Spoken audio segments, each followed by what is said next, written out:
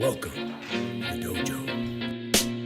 Check out Joe, he's a Reddit bro, likes to edit posts, and he starts to gloat when he gets the most of votes or likes. Yeah, he's really hyped, really psyched, cause the crowd is really tight and the work is really light. His training plan is the first thing your eyes see, cause he got more follows than my boy Eric Dicey. Opinions on Magnus, Hans, and Karyakin, who cheated who, which engine that he packing. He got blocked by Short, ignored by Devort, but he can't be wrong, he scored a like from Truong. He's got lightning attacks on GM blunders and gaffes, true not over the board, it's only the other chat. Still his 7-year plan ensures the last laugh. Distractions detract from any actual actions. Excuses are useless, he rues his inaction. Awaits satisfaction, the status of Magnus. He bought 50 books and opened up 10. Fools ought to read Psalms, not my system. He's got 30 all accounts on every site around. Chessable courses keep looking cheaper by the pound. He got 22 databases and 36 engines, 25 chess sets, and a massive clock collection. He bought merch from Gotham,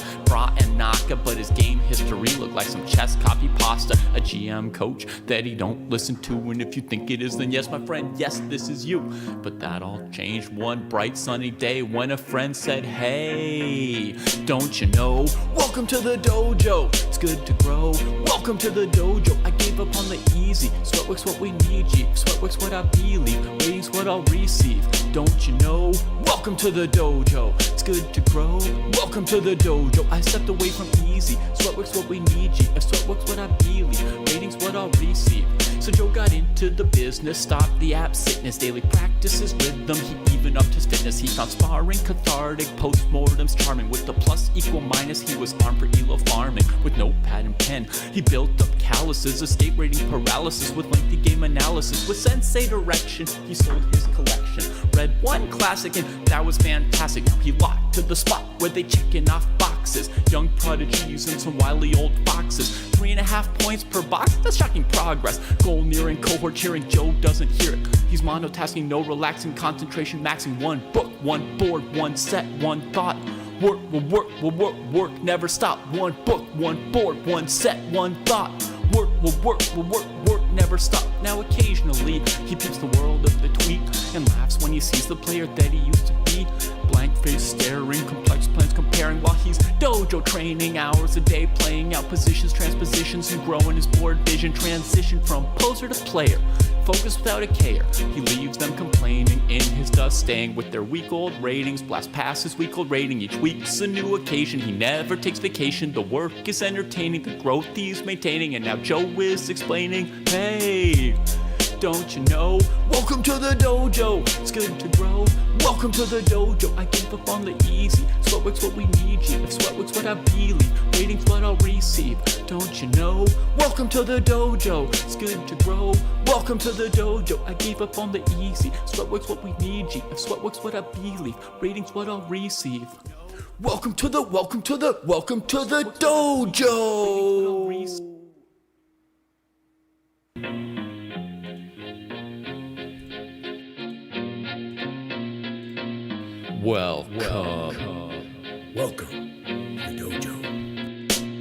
Check out Joe, he's a Reddit bro, likes to edit posts, and he starts to gloat when he gets the most of votes or likes. Yeah, he's really hyped, really psyched, cause the crowd is really tight and the work is really light. His training plan is the first thing your eyes see, cause he got more follows than my boy Eric Dicey. Opinions on Magnus, Hans, and Karyakin, who cheated who, which engine that he packing. He got blocked by Short, ignored by Devort, but he can't be wrong, he scored a like from Truong. He's got lightning attacks on GM blunders and gaffes, true not over the board, it's only the other chat. Still his 7-year plan ensures the last laugh. Distractions detract from any actual actions. Excuses are useless, he rues his inaction. Awaits satisfaction, the status of Magnus. He bought 50 books and opened up 10. Fools ought to read Psalms, not my system. He's got 30 all accounts on every site around. Chessable courses keep looking cheaper by the pound. He got 22 databases and 36 engines, 25 chess sets, and a massive clock collection. He bought merch from Gotham, Bra and Naka, but his game history looked like some chess copy pasta. A GM coach that he don't listen to, and if you think it is, then yes, my friend, yes, this is you. But that all changed one bright sunny day when a friend said, hey, don't you know, welcome to the dojo, it's good to grow. Welcome to the dojo, I gave give up on the easy. Sweatwork's what we need, G. Sweatwork's what I believe. Waiting's what I'll receive. Don't you know? Welcome to the dojo. It's good to grow. Welcome to the dojo. I stepped away from easy. Sweatwork's what we need, G. If sweatwork's what I believe. Waiting's what I'll receive. So Joe got into the business, stopped the absentness, daily practices, rhythm, he even upped his fitness. He found sparring cathartic, postmortems charming. With the plus equal minus, he was armed for ELO farming. With notepad and pen, he built up calluses, escape rating paralysis. With lengthy game analysis, with sensei direction, he sold his collection. Read one classic and that was fantastic. Now he locked to the spot where they checking off boxes. Young prodigies and some wily old foxes. 3.5 points per box, that's shocking progress. Goal nearing, cohort cheering, Joe doesn't hear it. He's monotasking, no relaxing, concentration maxing. One book, one board, one set, one thought. Work will work, will work, work, never stop. One book, one board, one set, one thought. Work will work, will work, work, never stop. Now occasionally, he peeps the world of the tweet and laughs when he sees the player that he used to be. Blank face staring, complex plans comparing while he's dojo training. Hours a day playing out positions, transpositions, and growing his board vision. Transition from poser to player, focus without a care. He leaves them complaining in his dust, staying with their week-old ratings. Blast past his week-old rating, each week's a new occasion. He never takes vacation, the work is entertaining, the growth he's maintaining. And now Joe is explaining, hey, don't you know? Welcome to the dojo, it's good to grow. Welcome to the dojo, I give up on the easy. Sweatwork's what we need, G. If sweatwork's what I believe, waiting's what I'll receive. Don't you know? Welcome to the dojo, it's good to grow. Welcome to the dojo, I gave up on the easy. Sweatwork's what we need, G. If sweatwork's what I believe, rating's what I'll receive. Welcome to the dojo. Welcome to the dojo.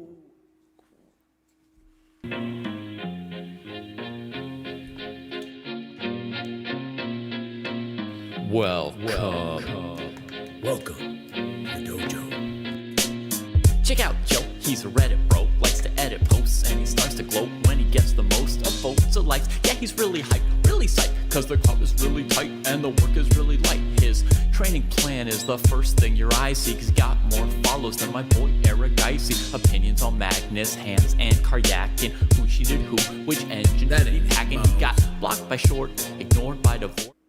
All right, my friends, what the hell is that? Who's that over there, dude? What's going on with my window? Looks at that, dude. What's wrong with that? I was frozen there looking like a retard. Okay. Here we go, my friends. We have just started. It's going to be a good time here. It started, I thought, a little earlier. Look at that face. Look at that face, dude. I'm just frozen there. Okay, we have a very standard variation, well known in the dojo, and let's just say after this move, Bishop F5, White has a gazillion different things. This is just one of them, okay? This is just one of them. The computer likes all the positions for White because of the space. However, Sam has used this before, so probably not totally unexpected.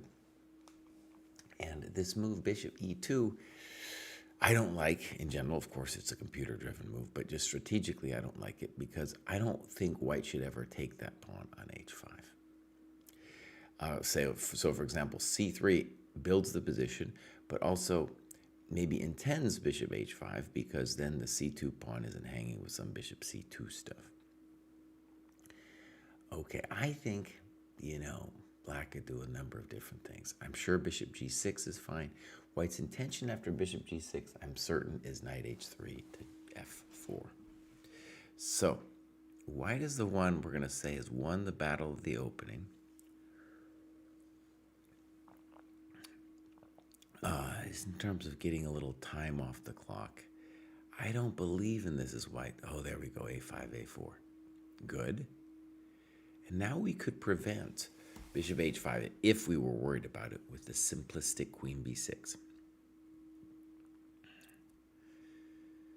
Yeah, Queen B6, just a simple, nice move. In general, Black would like to move the bishop on F5 to get the knight to F5. So Knight F3 is generally always not the greatest because then I just instantly am able to do this developing maneuver. All right, we've said it before. Rapport is a very strange man. He's a very strange man.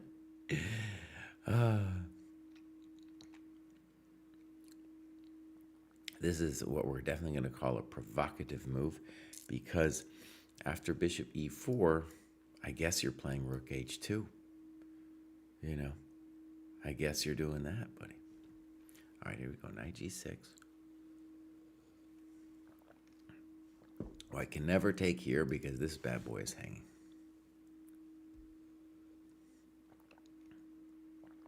And now notice he can't move his queen either because the knight is hanging. So it is a little unclear exactly what black should do, but I'm assuming bishop e7's fine, c5. c5, you got to worry about bishop b5. But honestly, I'm not too worried.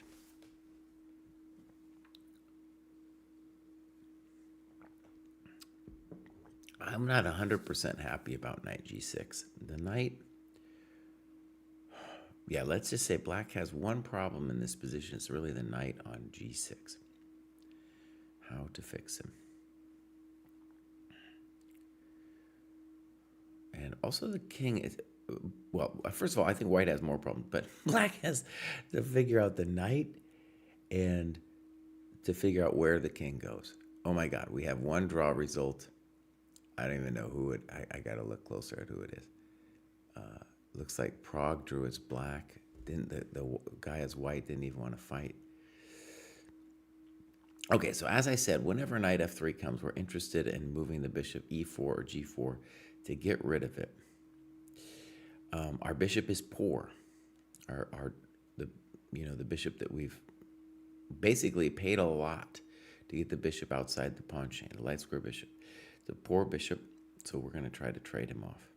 And there we go. White playing very fast. In the previous game, Sam had always had the advantage on the clock. So we're anticipating bishop e2 here. Black could do a variety of different things. Queen a6 is never a bad move after that.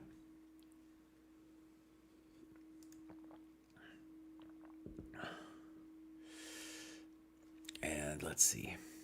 Again, the knight on g6 is the only piece I feel a little icky about.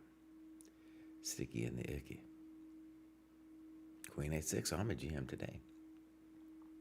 If c4, we'll have bishop b4, so we're not really concerned about that. I would say black is completely fine. Completely fine.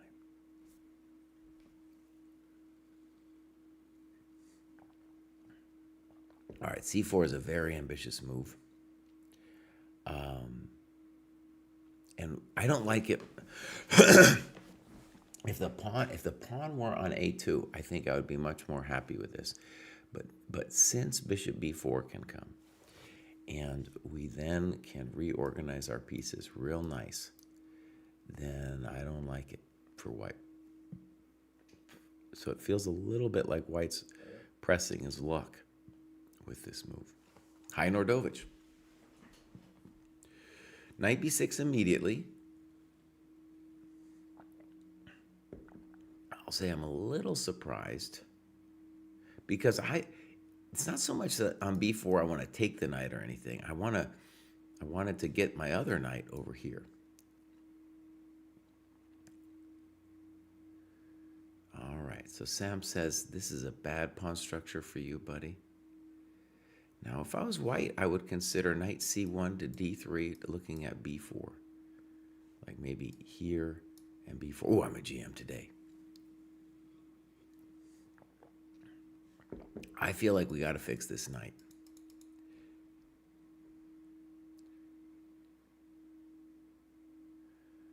Now, it's going to be concrete. We, as black, can try to fix the knight.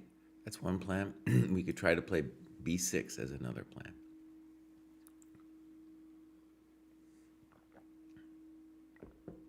There are so many different plans as black, actually, that we could do. Bishop d8 is fixing the knight. I'm a GM today. I'm a GM today. Yeah, Nordovich, we're rooting for Sam here. knight d3.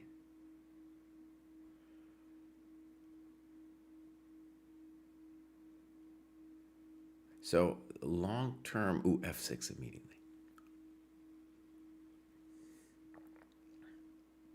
Now, my thought was that white would always play f4. Good. Now this gives us the little tickler here after knight e7 to f5.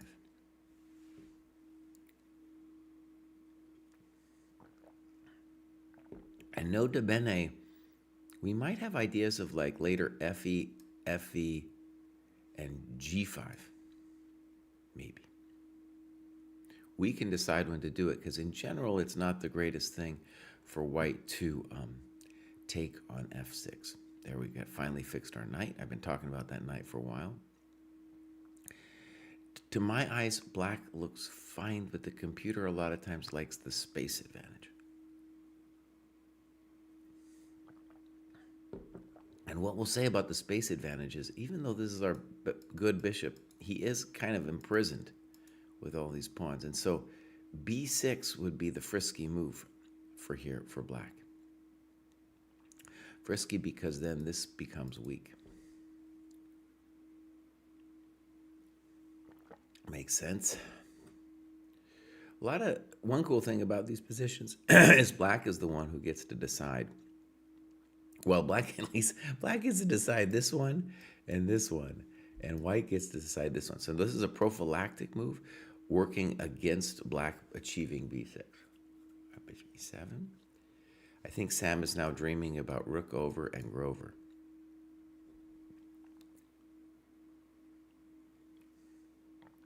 It's going to be very concrete. We have to wonder about any kind of b4. Once we play b6, then the knight is really going to be thinking about that c6 square. Both of these pieces are great in their own ways, but especially that knight on d7, he needs a break like b6 to come to life. All right. So,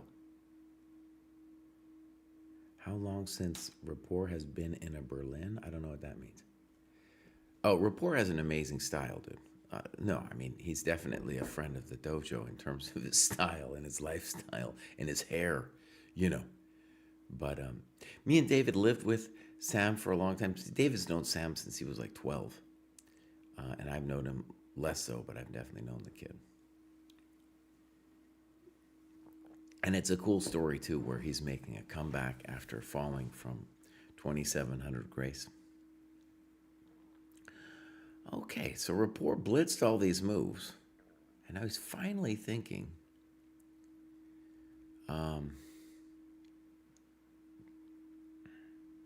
Rook A, B1. The longest thing of the game, 1 minute. And the question is really like, okay, do you want... I think you only want to play b4 after black has played b6. All right, one obvious problem. There's a couple of obvious problems. The second you play b4, a4 becomes weak. Now, I think for just a moving fast perspective, this move makes the most sense.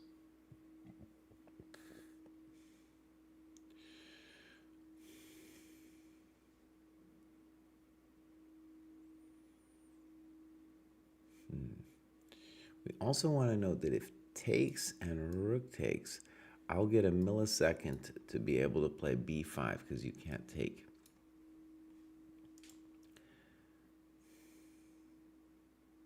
One drawback of rook fb8 is if we decided that we really want this maneuver, like we really, really want it, then we're taking that off the table. The other thing I want to say that's interesting what Rapport did by putting the knight here, he wants to prevent fe, right? So if fe happens, then the knights come in. In the other position, without the knight there, it's not going to come in. Okay, so what I thought was the standard move, I would have liked to have seen that a little faster. It just felt like that was the only thing that we really wanted. One thing I like about this position for black is now white has to make a choice. I don't know what he should do either. If you can't you can't do b4 pawn takes knight takes because then rook takes a4 just hangs. If you play pawn takes or rook takes, then we have b5. Right? So it's a kind of a bummer for white in terms of like, well, what do I do? Rook c2. Okay, I was just crossed my mind, and I think the claim here, which I'm not sure I believe, is that if you play b6, I can play against c6. Now notice, one of the things that's going to be really interesting is if b6, pawn takes. By the way, knight takes is possible. It's a thought. It's not a bad thought.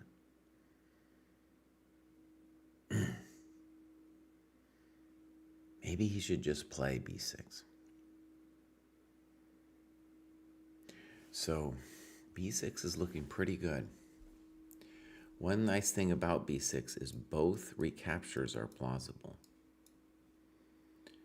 Both of recaptures are plausible.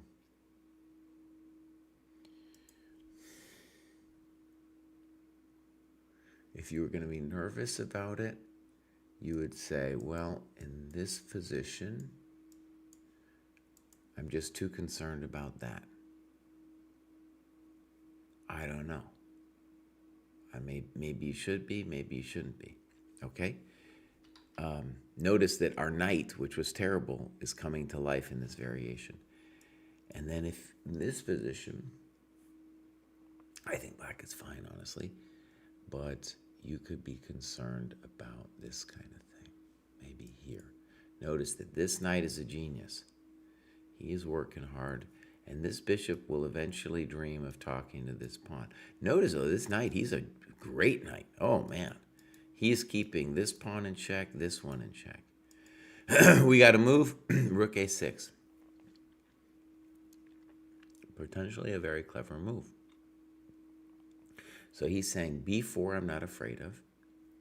And he's saying when I play b6 next, I want to be able to take back this way and have all of the party started.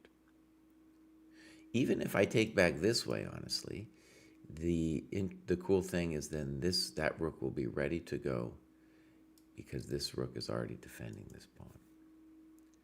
So candidate move for white might be bishop e1. There might be a way to try to get, I don't like it, but b3's kind of like to try to get ahead of the game a little bit.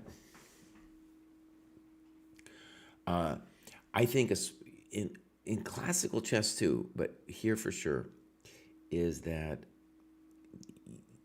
the positions where white is playing for space are just harder. So the computer might show you an advantage, bishop e1. Oh, I'm a GM today. Computer might show you an advantage, but you're the one who has to calculate all the different ways that black can escape from his cage. And once these pieces escape, they are potentially going to be very, very angry. All right, so bishop e1. Oh, it's a little hot. All right.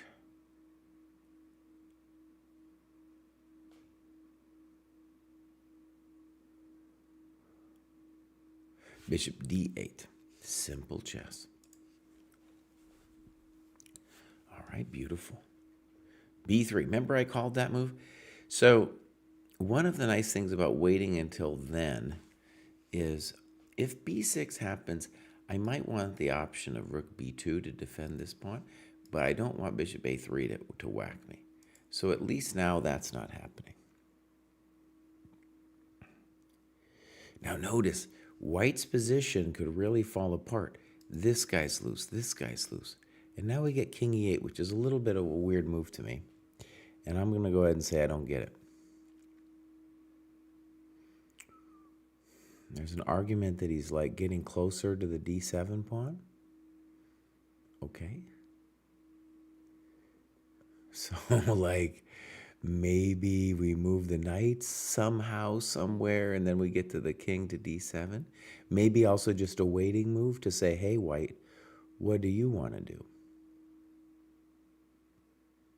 Oh, I got it. I got it. It's important to protect the bishop. So on pawn takes, rook takes, bishop a5. Notice whenever he does that, this is hanging, but he's threatening our rook. Rook takes, and then we aren't hanging this guy at the end of all that. That's kind of clever. Okay, king e8, kind of clever. Also, it is a good waiting move. King f2, also a reasonable waiting move. This is no longer a check. This guy's guarded. All right, so the big question, Sam, are you ready to pull the trigger on b6, buddy?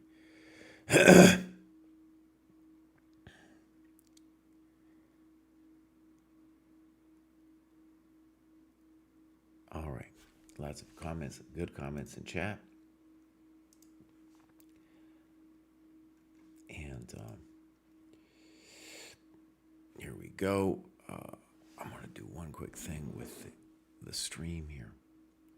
Let's get a Let's Go Sam going up here. Let's go Sam.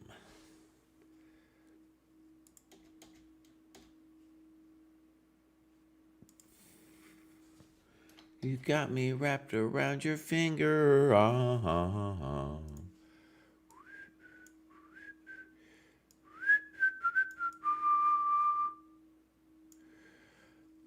right, here we go. Back to the front. B6 played. Very good. I feel like a GM today. We have reached a critical position, my friends. And I want to say I'm a little nervous on bishop a5. I am officially a little nervous. Now, hold on. What am I missing? If bishop a5, rook takes. Unless I have something else. I don't know. But, you know. Why aren't all my coconuts falling here? That is the basic question. Why isn't this? Why am I not dying? Now, the answer might be that I play rook a3 now. And if rook e6, I whack him this way.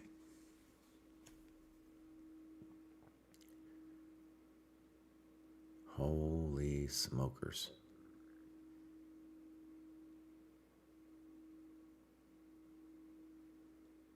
I have a feeling that's what they're looking at. I have a feeling that's the intention with this move. Okay, big thought here. D3 is hanging. Thank you so much. Just a little earlier. World Brumph. What am I doing? So, as the simple thing to note here is there's no rook c6. Your knight's hanging, bruv. Your knight's hanging. Consequence of king f2 happening. This is why we need to chat in the room, man. Come on, cry. Rook cb2. Passive. Okay. Now, what black is now hoping... Well... Yeah, now a simple move here. I feel black is, we gotta like black here. Gotta like black. Now, how good is it? I don't know, but I think we gotta like black. White's really tied down.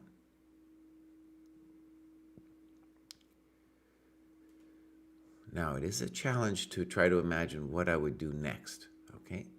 Totally fair question. What do I do next? I don't know yet. But I have the active rooks. If it's just my move, I might play king f7. Here we got king e2.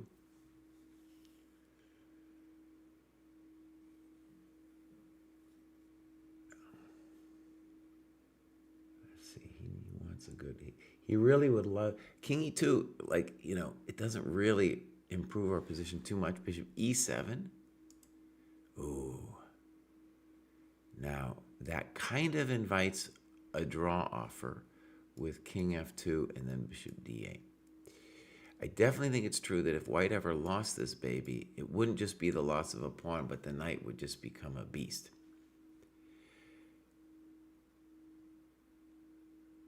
Oh, I get it though. If king f2, we can very much think about c5. It's not 100%, but I think that's at least the threat we're hanging over his head. Oh, I like it. Bishop b7. Just a little question, buddy. Just a little question, Bose. Now here we go. Rook c2. Okay, good move. Or at least it's a good thought. Now the knight is protected, and now we got two coconuts hanging over here. And now Sam has to make a decision. Do I want to go passive, or do I want to take this thing? Now my weird variation before might come into play, actually, with now the knight being protected. So we might imagine rook b3, rook takes. Let's take on c6, rook a3. Honestly, seems fine for black. We might have wished for more than fine, okay? But that seems probably fine for black. All right, rook b3, rook b3, rook b3, rook c6. Now, besides rook a3, does black have anything else that's plausible? I like rook a3. Anything else that's plausible?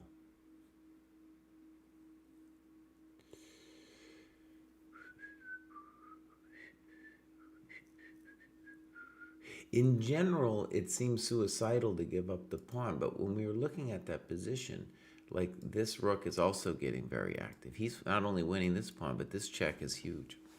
And the rook on e6, I don't know. I don't know. Now, if you wanted to be a weenie, I guess you could think about knight f8 or something. He plays king f7. Okay, so he says, I don't want to deal with that. Now, there is scary stuff about potentially like a rook c7 at some point. Now, note to Benny, there's no bishop a5 yet because of knight g3, or at least I don't think he wants to taste that. So king f7 with the simple and strong looks better than my rook a3. Rook a6. Okay. Now, what this is claiming is that he can calmly take that pawn, and he's not going to get wasted by either this maneuver or this maneuver. We should also say that rook a3, rook a5, knight b6, I don't think we're losing any pawn. You know, we're getting some play, son. We're getting some play. All right, so rook a3, I think white is pressing his luck a little bit. Report does have the time advantage, my friend. Some people like fe5 in the chat. In general, I don't want to ever play fe5. All right, rook a3. I'm a GM today. If we had an eval bar on, the game's too fast for the eval bar, but if we had an eval bar on, I would say black is better. Maybe like -0.4 or something. That'd just be my intuitive take. And black has to, well, honestly, I think he's kind of all in, isn't he? Like, isn't he all in with rook a5 now? What else is there to consider? One nice comforting detail for black is that you could worry about stuff like this, you know, but our knight is an amazing piece. He guards a lot of things. Rook a5, check to the miserable king. I like it. It gives white just a simple question. If bishop d2, there's knight g3. If knight d2, there's knight d4. Minimum. There might even be something else, right? And if king f1, you're just sad about your life. King d1, you're just sad about your life. Both those moves, I have the check on e3 and I have knight b6. Oh, buddy. Bishop d2 played. I think Sam is definitely better now. Definitely better. Okay, knight takes g3 is the obvious move. Knight b6 might also be a soul crusher. Let me repeat. Knight b6 might also be a soul crusher.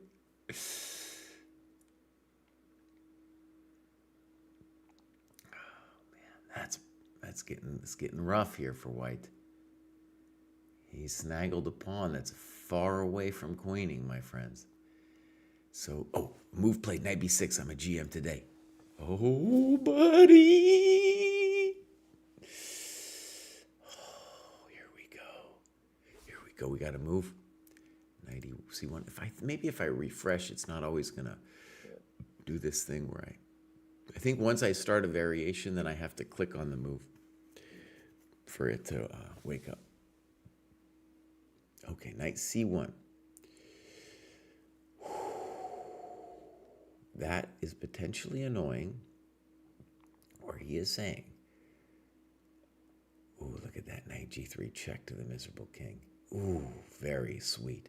So if king f2, we got rook d2. King e3, we have minimum of, we don't need a minimum.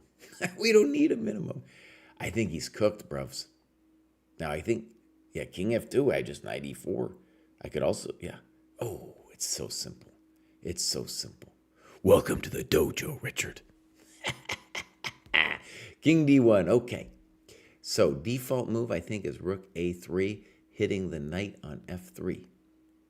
Rook a4, he's going to make his life simple. I'm all about a simple life. Okay, so he might come to regret rook a4 because I get it that rook a4 is the safe thing to do, but rook a3, bruv, that might have just been game because he does not have simple ways of dealing with all the coconuts coming in. Ooh, rook a3, I think he missed it. Okay, so it's a good claim that he's still lost. And it's not just a pawn, but the fact that our pieces are better. And this guy's active with these squares. This guy's active over here. This guy, of course, is active. He's got this idea, he's got this idea, and we have this idea. So if I'm just staring at it, I like knight e4 intending this stuff. Well, if we got our king to g4, that's good night, Lucy.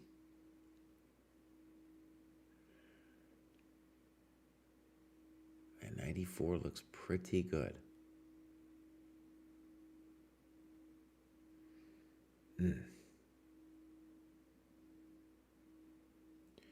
This is pretty amazing, bruv. Okay. I think this is the moment I'm supposed to say, hey, did you ever want to join the dojo? Knight f5, I don't understand, Sam. If you ever want to join the dojo anyway, buddy, you just got to use that code GOA for 20% off. Okay, king e2. I wanted that king going to g6 and f5, bruv. Okay. Still, of course we're doing great. Of course we're doing great. Maybe now knight b2 to c4, knight b6 is a similar thing. Arguably, knight b6 is more flexible, as if when knight d3 comes, I don't have to play. I don't need to force a decision. At some point, of course, we want to play fe5, and one of the cool things about knight c4 is by talking to this coconut, we will prevent knight e5. So knight d7, similar idea. Oh, actually, not only that, but it introduces the very simple thought of, hey, I'm going to go steal this coconut. Very good, Sam. Okay. I take everything back I said about your weedy moves, buddy. I take it all back. This is, whenever you can achieve high weenie like this, where your opponent just can't do nothing, Well, Michael Wang, we got to say, though, he has a clean plan. King g6, f5 might have looked really cool, but with this plan, he's like, nope, you're going to lose a second pawn, buddy. And with that, L game. So this is a desperation move. And we're anticipating bishop f6, but gf6 is also a strong alternative. Okay, he goes gf6, holds the line. I like it. So knight d7 threatened, to my mind, fe. So now this has happened. Black structure is amazing. White has 3 weak pawns. You know, sometimes you'd think to yourself, if black has 4 pawns and we have 3, it should be easier to grab one of black's pawns. He's got more of them to hit. But you see in this position, oh man, those 3 pawns are weak sauce. And very soon we're going to play bishop d6. Oh, buddy. We're going to play bishop d6. We're going to do this. And then the knight's going to hit both of them, buddy. Oh, it's a dream. It's a dream, bruv. It's a dream. Let's go, Sam, buddy. It's looking good. I would say this is lost now. It's just lost. It might have been lost earlier. There could have been other ways, but this one looks Grover. That's what we used to call it in the dojo, Grover. That was code word for over. I don't know, maybe like knight g1 intending king f3, knight e2. We will say this man is nails, rapport. He's nails. He's not just going to sit on his butt, you know.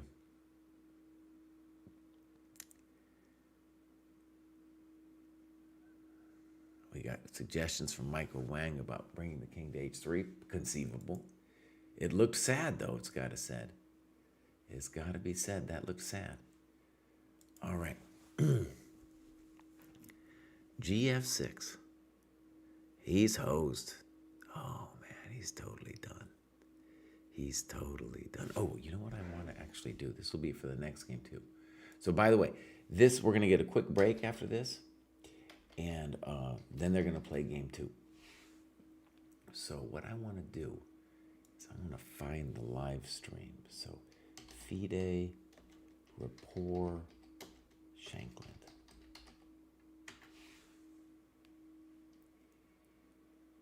Okay, board 10, nice. We're watching the guy live. He's got his hair up in that nice bun. He's always chewing some gum or something. Sam's sitting down, got his little water out. He's like, you're done, buddy. You're done. This game was a little bit of an advertisement for the Caro because Sam definitely didn't know about this weird system that Rapport threw at him, right? But he's like, okay, I know the basic moves. You know, I know the basics. And now he's just so cooked here. And I want Sam to centralize his king on f7. It's a little bit off center, and it's very bothering me. So Sam, buddy, just say shatoop on your turn. Fix that king. Or Rapport, reach over, man. Just give it a little nudge. Give it a little nudge, buddy. Man. Okay, here we go. Yeah, he's cooked. He's letting his time tick down. Dude, Sam's going... okay, so let's just say the obvious. It's going to be very hard for Rapport. He has to win in the next round. Now, I don't want to count the chickens before they've been hutched. But he has to win in the next round. And Sam's going to have white. And I think Sam... Oh, he resigned. Oh, baby. Oh, baby. Oh, baby. Let's go. Let's go. All right. So I'm only interested in a couple and like the Wonder games. You know, I've got limited interest in the other games. I have limited bandwidth, but I'm going to go look and see what's going on here. So I'm going to give a little click. And so the Svana Sargissian game still going. Leko Aragaisi, complete mess. It would be a stunner if Leko could beat Aragaisi today. I mean, yeah, the chess world would be on its head. It looks like he is much worse, though. Leko is right there. Okay, so then we got the Keimer. That would also be a stunner if Keimer lost. It would be sad for the chess world. He's number 4 in the world. He needs to be winning. Hard to evaluate that position. Very hard to evaluate. Okay. Then we got Matsulu, Wei Yi. How's the Wonder doing, bruv? Oh, we got Sam, and the strongest Italian player since Greco. Oh, Sam's not looking good, buddy. That's looking crispy critters. Sam looks lost, bro. Okay. Then we got a wonder. Let's click in on a wonder.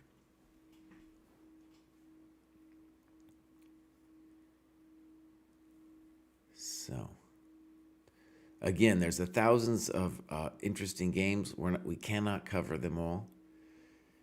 And we're going for fan favorites here. A wonder and Sam. We're going to focus on Sam, but if Sam's done, we're going to look at a wonder. I have no idea what's happening. This is some kind of nasty King's Indian. Okay, what is happening here, buddy?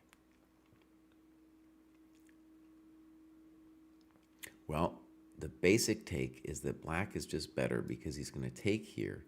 He's going to drop this knight here. He's going to put this rook over here.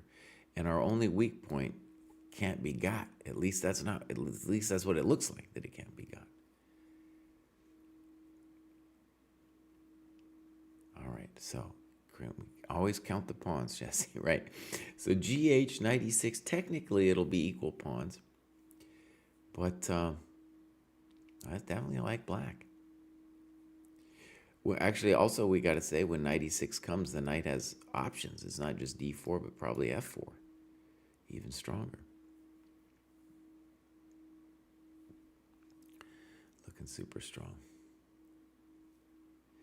So GH5, knight e6. I'm a GM today. I think white's in big trouble, dude. It's also very convenient that I have this maneuver to take out any pressure on d6. Okay, bishop f3, here we go. King h7 gets out of bishop d5. Now, if you check my pawn, I have the option of knight d4, but also, as I said, check to the miserable king and bishop e7.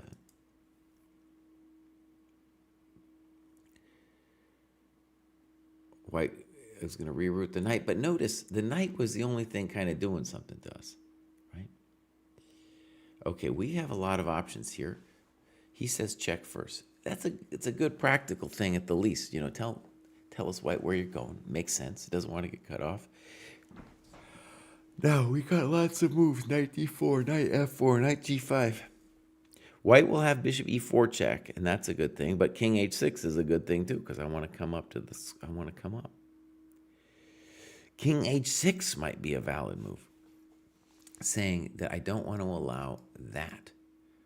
Now, I don't know if that's a real thing anyway, but king h6 could be like, I just want to get off the dark squares, the light squares anyway. Touch your coconut a little bit. Bishop h4. I wasn't looking at that. That was not on my radar. So the bishop wants to be active. He's saying the knight is not touching my coconut anymore. I don't want, right, and I want to get out of the way of any conceivable knight e4, knight d5. There comes our check. Now, as I said, that was the thing I was a little worried about, but it might be superficial. Like, we just might play knight f4 now and say, what? We might say, what? What do you want? This rook is arguably a little controversial, a little bit. Okay. Knight e4 looks good to me, buddy. I don't know. Knight f4, excuse me.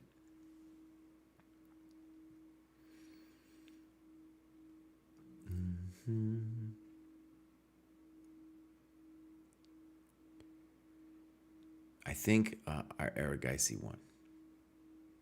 Knight f4, I'm a GM today.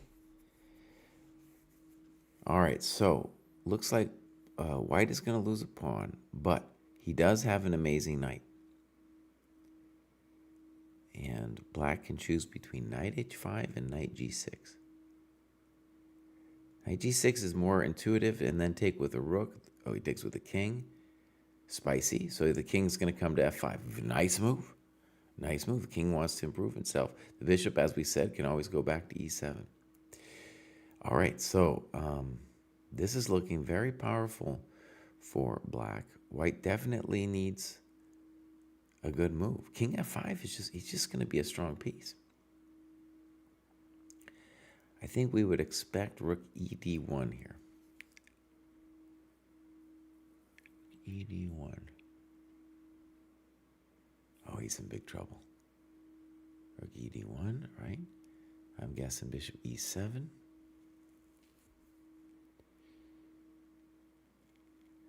Maybe on bishop E7 I could try rook B7, intending knight D6. I don't know, bishop F8, I got moves. Not like you're going to get me. But I do have to be careful. All right. Bishop E7 makes sense. Black would like to play king F5 and king E6. All right, knight C3. This doesn't look like it. Rook F7. That you could tell he's been dreaming about that move ever since he played bishop H4.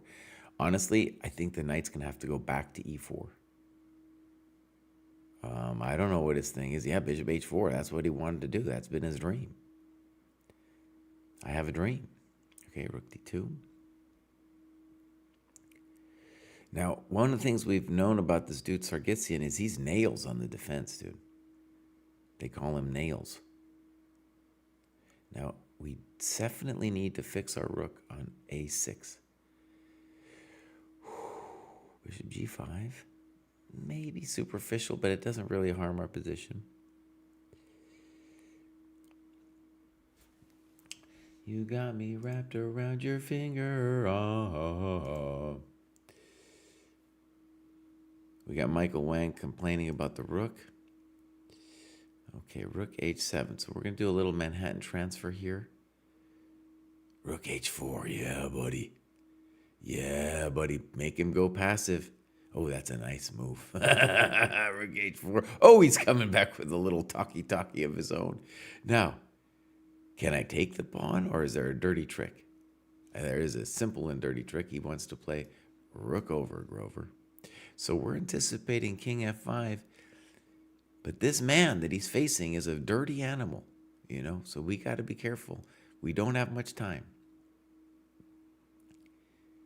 King F5 is simply the intuitive move. I don't know, honestly, what else you're going to do. He gives a check. Whoo, nails. Nails, they call him nails. Rook E4 was a good move, but Rook E3 also a good move, saying if you take, he's saying I can hold this. This guy is so good at holding these nasty positions. Maybe rook A7 now. Rook A7 intending rook. Oh, I'm good. I'm a GM today. Intending rook H7. So this pawn structure shift helped white a little bit. And at some point we might want to play A3. Because our A4 pawn can become weak too. All right, rook V1. I feel it's going to get a little concrete now. E4 immediately. Dang. Wow. E4 immediately. So what does E4 do? It's going to take away the F3 and D3 squares and set up a problemito with rook H7. Very strong play. Very strong play. You want my pawn on D6, buddy? You can have it. So now rook D6, king F5, maybe knight C3, then check to the miserable king. Your E3 pawn will fall. Yeah, buddy. Ooh, we're playing good chess today.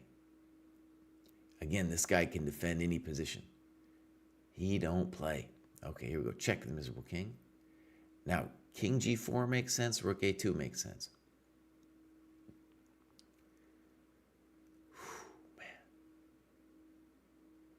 Ooh, he's going in for the kill, bruv. He is going in for the kill. Now we're going to be down a pawn.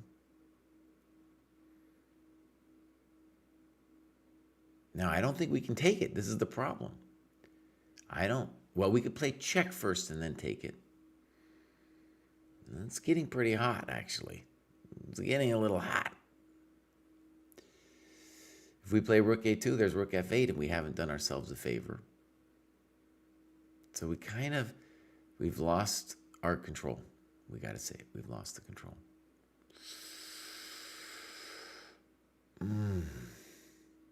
Yeah. Even this whole thing, we're worse now, actually. We're worse. That's very unfair. but we are now worse. Are we worse? No, we're not worse. But we got called out in a way we didn't like. Okay, so we want to play A3, Rook H2, Rook A2. He's just gonna go for it. It's really difficult to get at that pawn. Could get very scary very fast, my friends. We might be, I was gonna say effed, but I didn't say it. We might be effed. Dang, that thing turned around on us. It was the King G4 thing that was a little too spicy. Ooh, man, that hurt. Man, that hurt.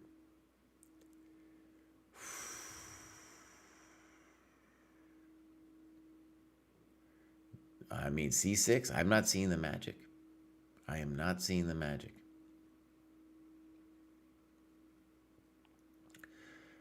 Yeah.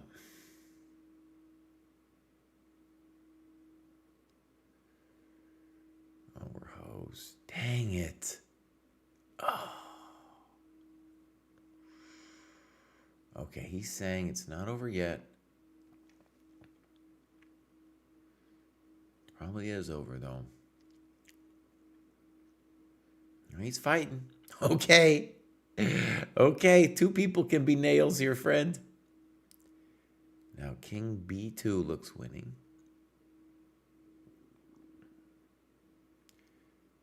But King B2, there's Rook D1. Amazing. Okay, so there's never hope. Hope is still alive. Knight C3. I don't know about Knight C3.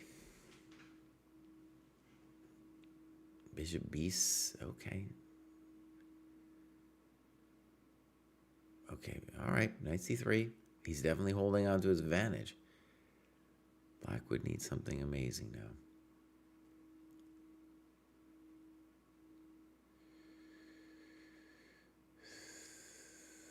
Oh, he's about to get crisped.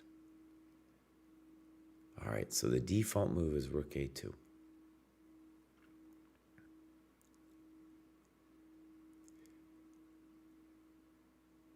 So notice that if Rook takes, Knight takes, King F3, Knight C3, you can't play King E3 because of Knight D5. So Knight D5 would be the default move here.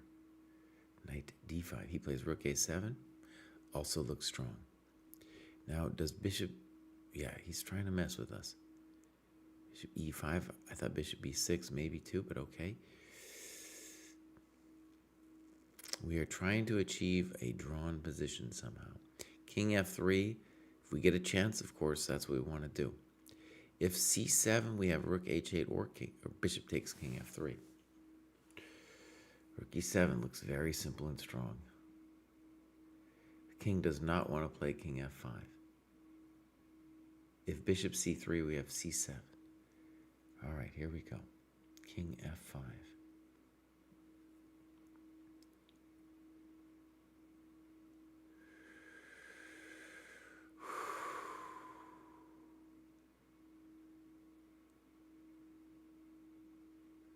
Okay, C7, Rook H8. Knight D5 looks like a strangulation to me. It's a real bummer that the king no longer has King F3.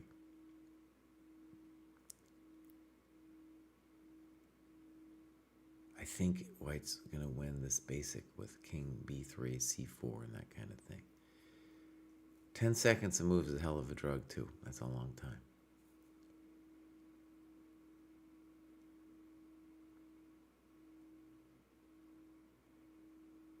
I don't know what you want to do, buddy. King B3, Bishop D6. That's his. Yeah, that's a good try anyway. We're gonna probably play Rook H7 here. Ooh, King C4. Take it easy, man. Take it easy. Oh man.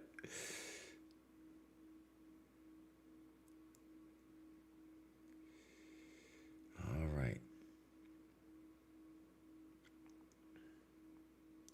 Rook H7.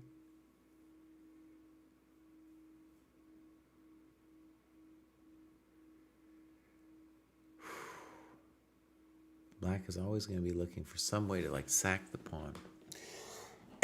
Maybe king e5 just to prevent king b5.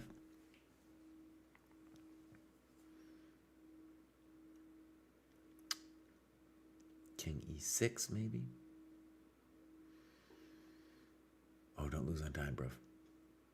It says he lost on time, but he probably didn't. Okay, king e5. Does knight b6 win the game? Oh, he played knight at rook a4. Well, the game's over now. Sometimes we don't see it. Sometimes we're like, well, I trust you. Oh, wonder, buddy. You had a great game, buddy. I'm sorry, buddy. That was rough. This guy's really a good example of tough defense. Okay, so this is what we're going to do. We're going to go back to this one. We're going to go back. I think I need to, it's not going to keep me on the same board, but, so we're just going to go back, down. Oh, Keimer's still playing. That was a draw. We have, I'm sure, loads of interesting results. Lodici, draw. MVL wins. Liang loses. Black wins with rapport. So, that's what we're going to do. I'm going to get a break. We're all going to take a break. This game should be starting kind of soonish. All right, here we go.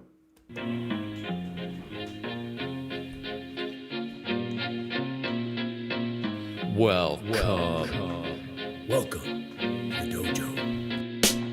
Check out Joe, he's a Reddit bro, likes to edit posts, and he starts to gloat when he gets the most of votes or likes. Yeah, he's really hyped, really psyched, cause the crowd is really tight and the work is really light. His training plan is the first thing your eyes see, cause he got more follows than my boy Eric Dicey. Opinions on Magnus, Hans, and Karyakin, who cheated who, which engine that he hacking. He got blocked by Short, ignored by Dvorak, but he can't be wrong, he scored a like from Truong. He's got lightning attacks on GM blunders and gaffes, true not over the board, it's only the other chat. Still his 7-year plan ensures the last laugh. Distractions detract from any actual actions. Excuses are useless, he rues his inaction. Awaits satisfaction, the status of Magnus. He bought 50 books and opened up 10. Fools ought to read Psalms, not my system. He's got 30 all accounts on every site around. Chessable courses keep looking cheaper by the pound. He got 22 databases and 36 engines, 25 chess sets, and a massive clock collection. He bought merch from Gotham, Bra and Naka, but his game history looked like some chess copy pasta. A GM coach that he don't listen to, and if you think it is, then yes, my friend, yes, this is you. But that all changed one bright sunny day when a friend said, hey, don't you know, welcome to the dojo, it's good to grow. Welcome to the dojo, I gave up on the easy. Sweatwork's what we need, G. Sweatwork's what I believe, waiting's what I'll receive. Don't you know, welcome to the dojo, it's good to grow. Welcome to the dojo, I stepped away from easy. Sweatwork's what we need, G. If sweatwork's what I believe, waiting's what I'll receive.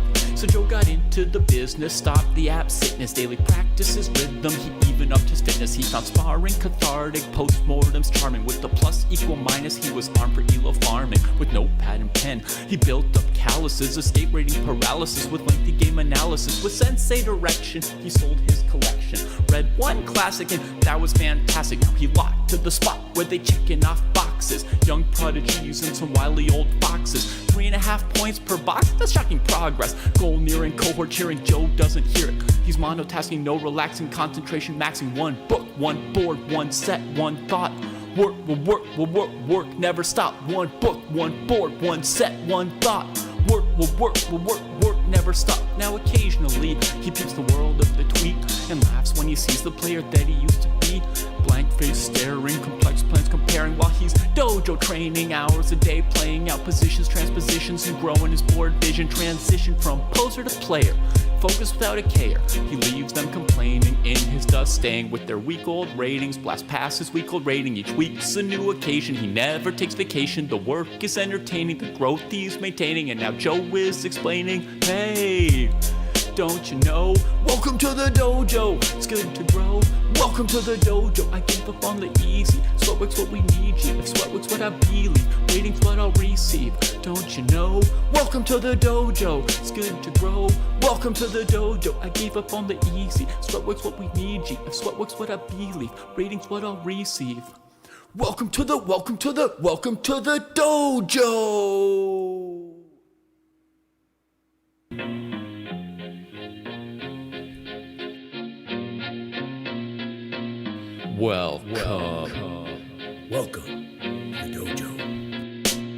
Check out Joe, he's a Reddit bro, likes to edit posts, and he starts to gloat when he gets the most of votes or likes. Yeah, he's really hyped, really psyched, cause the crowd is really tight and the work is really light. His training plan is the first thing your eyes see, cause he got more follows than my boy Eric Dicey. Opinions on Magnus, Hans, and Karyakin. Who cheated who, which engine That did he ain't hacking? Mouse. He got blocked by Short, ignored by Dvorak, but he can't be wrong. He scored a like from Truon. He's got lightning attacks on GM blunders and gaffes. True, not over the board, it's only the other chat. Still, his 7-year plan ensures the last laugh. Distractions detract from any actual actions. Excuses are useless, he rues his inaction. Awaits satisfaction, the status of Magnus. He bought 50 books and opened up 10. Fools ought to read Psalms, not my system. He's got 30 alt accounts on every site around. Chessable courses keep looking cheaper by the pound. He got 22 databases and 36 engines, 25 chess sets, and a massive clock collection. He bought merch from Gotham,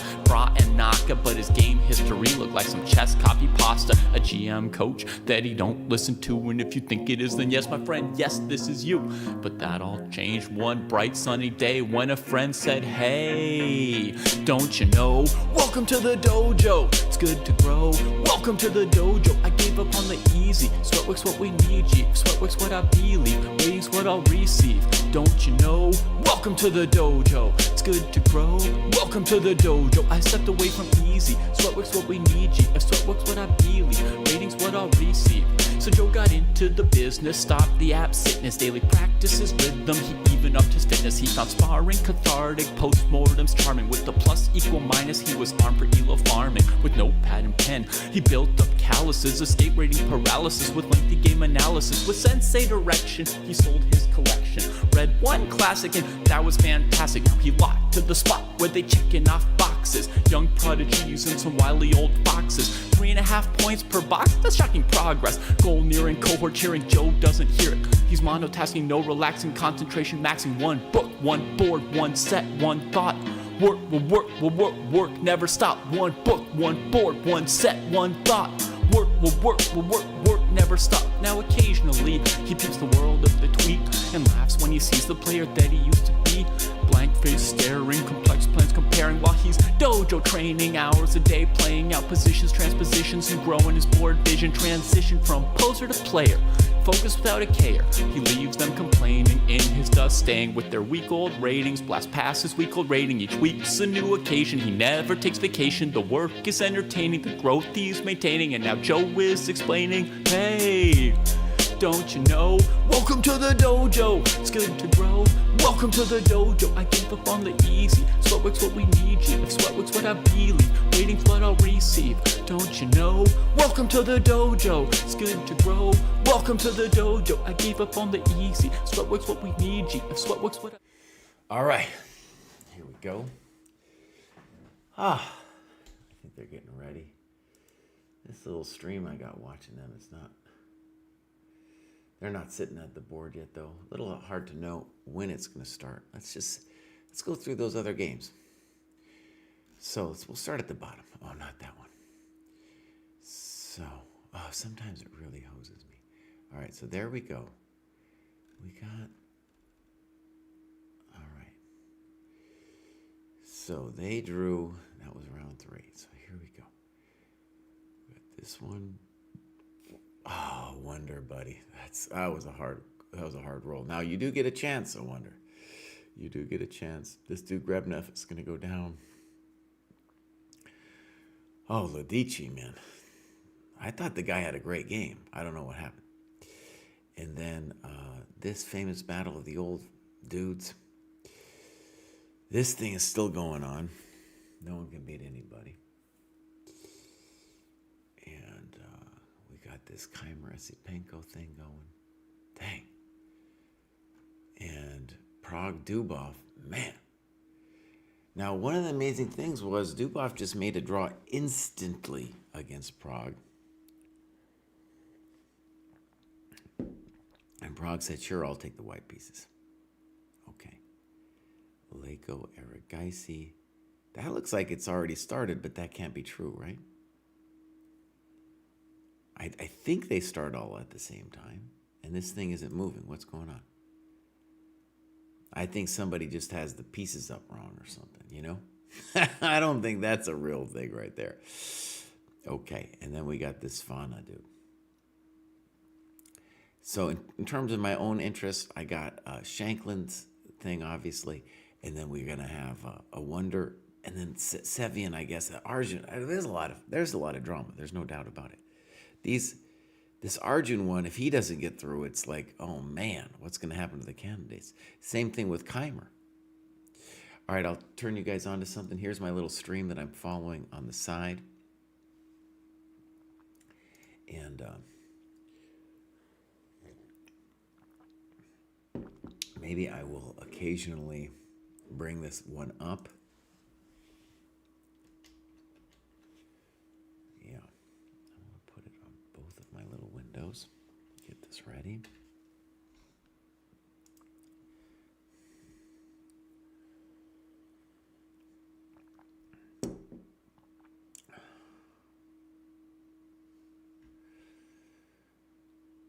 Some people are checking with the engine or something. You're allowed to check after. I don't know if there's strict rules anyway, but you are allowed to. The dojo rule says you can check after. You know, the main thing we're doing though is we're just trying to see the game through their eyes, and also maybe improve our own game by looking. And then you check with the engine, you might learn something. You probably usually will. Sometimes it's so weird that you're like, okay.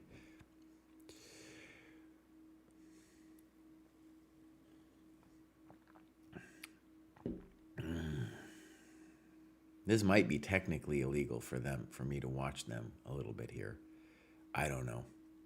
But, we're just, this is our way of knowing when the game's actually going to start. Also, it's kind of cool to see the pregame rituals. In a lot of ways, there's no better thing in life than drinking coffee and watching some chess, dude. Or playing some chess. Maybe doing some chess, But you know what I'm saying, getting up early. It's so dark outside right now. It's so dark.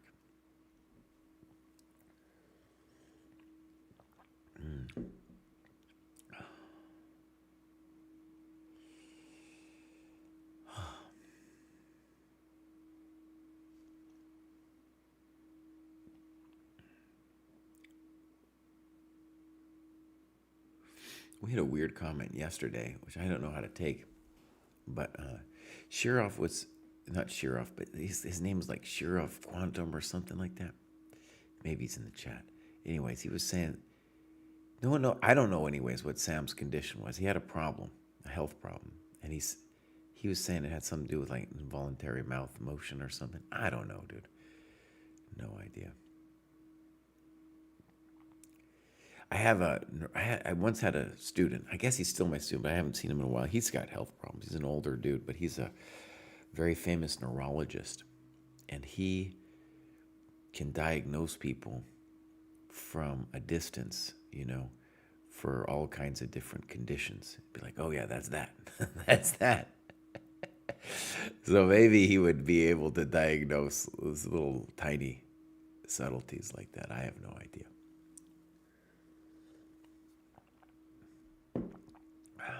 Foos just say we're discussing my suggestion for a wonder to have played King F3 instead of Bishop C7. Okay, and what did you find out?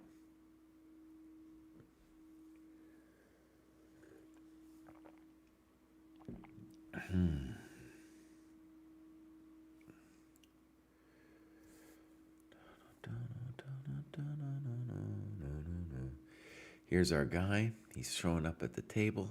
He's got 2 dose waters. Sam's already drank his water. I tell you what, in this rapid thing, you do not want to have to go to the potty. You definitely don't. I would have some coffee though, bruv. You know, give me some coffee. Don't give me, I don't want to drink no water. I need a coffee.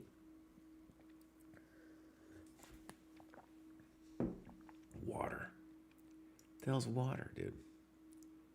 What are you doing? Water. We don't want no water.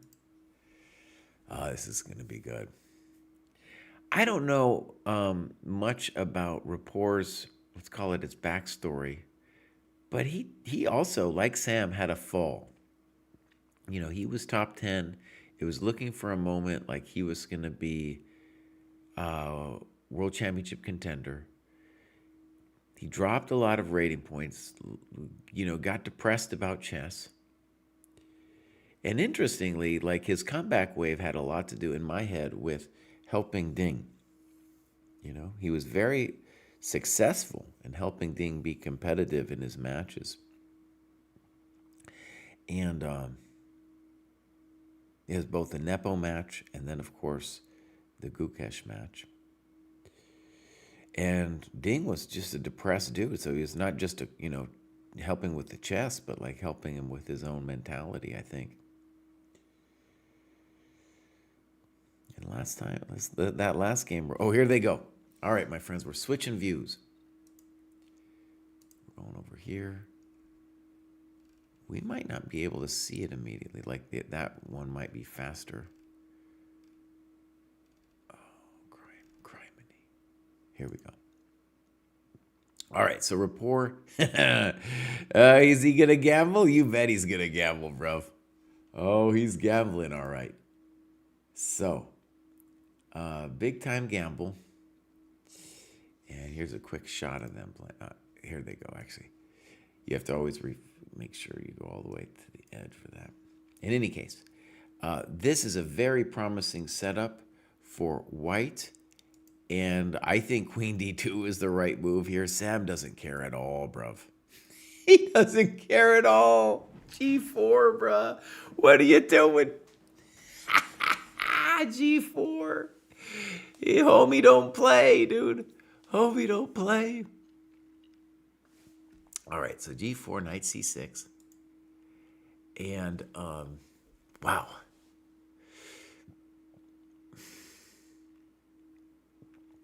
If you're playing for a draw, G4 ain't it, is it? G4 definitely isn't it. I'm not thrilled with G4, gotta say it. But, obviously Sam has thought about this move. All right, H3.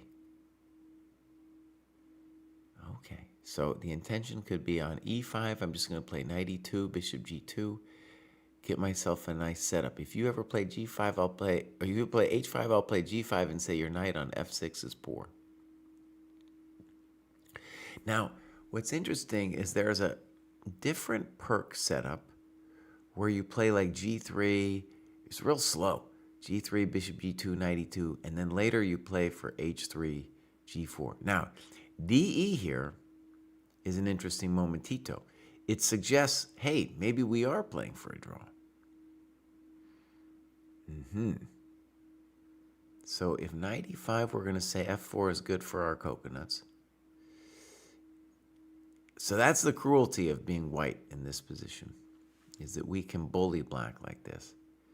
Now, for my coconuts, DE is still a very interesting endgame for black to play. I don't think white is better at all there. At all. So, just because you get the queens off, Sam, I don't know about this DE move. So I'm going to go ahead and say like the objectively best move was probably knight E2. But now he's hit him with this DE thing.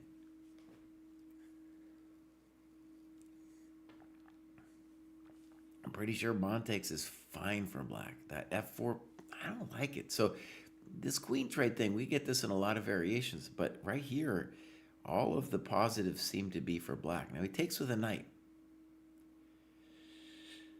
Very frisky. To me, F4 looks simple and strong.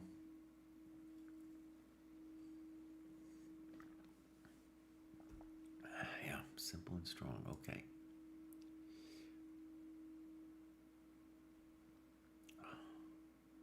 Ordovich asks, is Ding okay these days? I don't think so. I don't think Ding's doing okay at all. Ding said, he was energized after the match to play. He hasn't played one game since the match. I mean, I don't. Maybe he has. I don't. But maybe he played like one game in the Chinese league or something. So 95 is a very frisky move, which encourages Sam to take it up a notch with F4. There he goes. So he's a little bit like Yospem now, He's all in. He's all in like Yospem.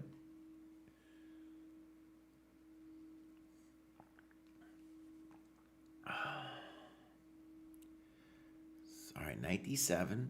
I assume knight c6 was plausible too. I definitely think white's better.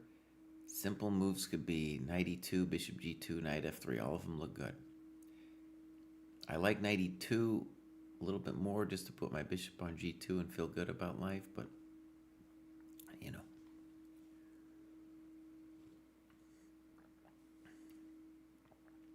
So knight d7 is basically saying, I'm going to try to create play against your e4 pawn. Nah, buddy. No, I don't know if you are. So like bishop g2, knight e2. We're super solid. We got that space advantage. At some point, we could play g5. I like queen d2. Queen d2 just keeps our cards open, right? We could decide on the knight move later. I like it a lot.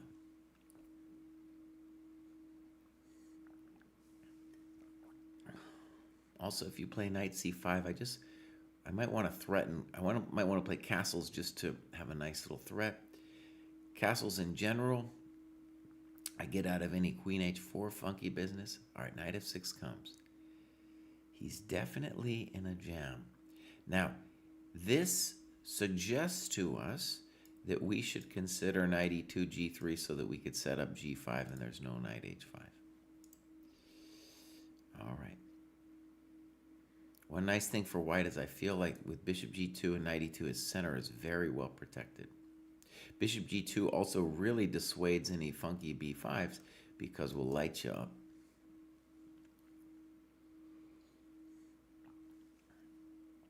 Oh, man.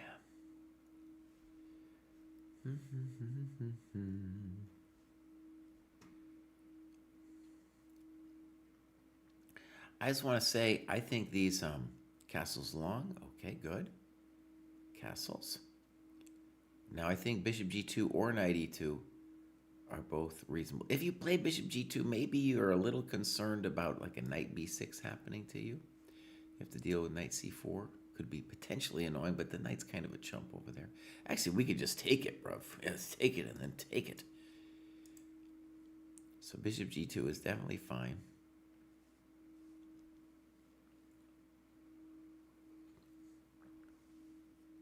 I'm guessing knight e2 is also completely fine.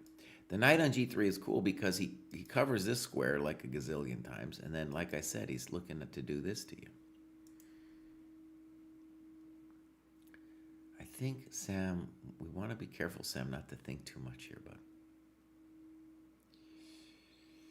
I like bishop g2 because I've already dismissed knight b6. Good. I'm a GM today. And I just want to make sure that b5 just doesn't happen. So I would say white has a clear advantage here. Like a very nice clear advantage.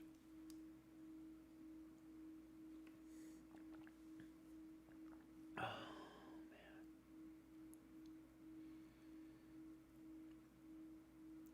I would say a mild bummer about modern chess is the computer makes the perk seem as if it's not playable. In practice, I think it's fine, but it's a bummer when you're like studying your opening and you turn it on and the computer's like you're almost dead, And I know from experience in this position with bishop e3, the computer thinks you're almost dead. All right, rook e8. I like knight e2 a lot. We'll maybe double check for tricks, but I like knight e2 to g3. Looks very simple and strong.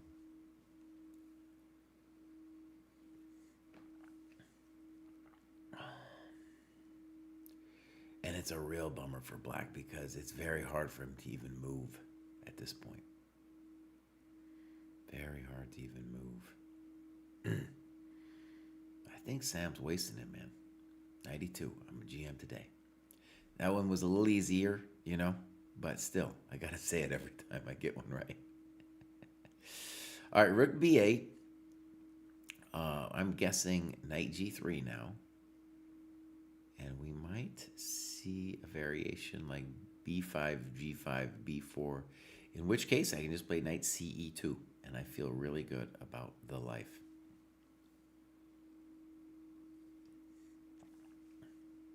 Oh, that's a nice move, Sam. Look at that, bishop a7. Now we can come back to e3, maybe f2 is even stronger. But that just shows that, hey, I can bully you. I can really bully you, man. Oh, that's cold.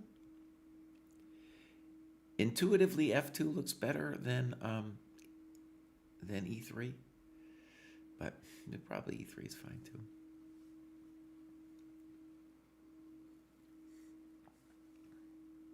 I guess you could think about bishop d4. Yeah, but bishop d4 is probably fine as well.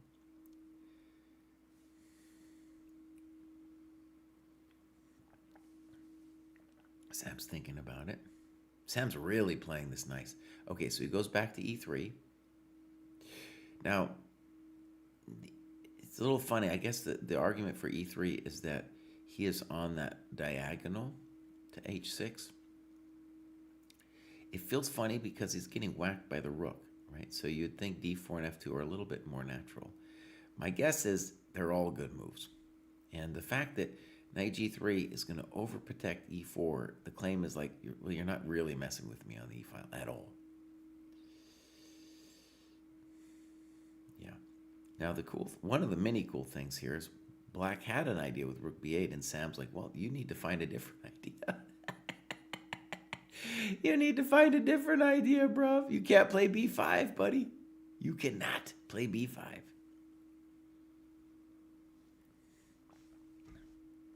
I'm such a fool for you. Mm-mm. Mm-hmm.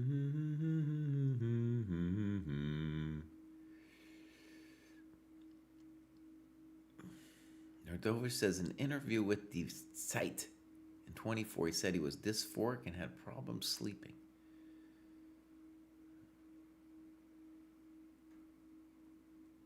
Huh, dysphoric. I'm going to have to look at that up later. Okay, so, cry. Focus, buddy, focus. H5, oh, buddy. Now, maybe this is the kind of thing that black needs to at least try.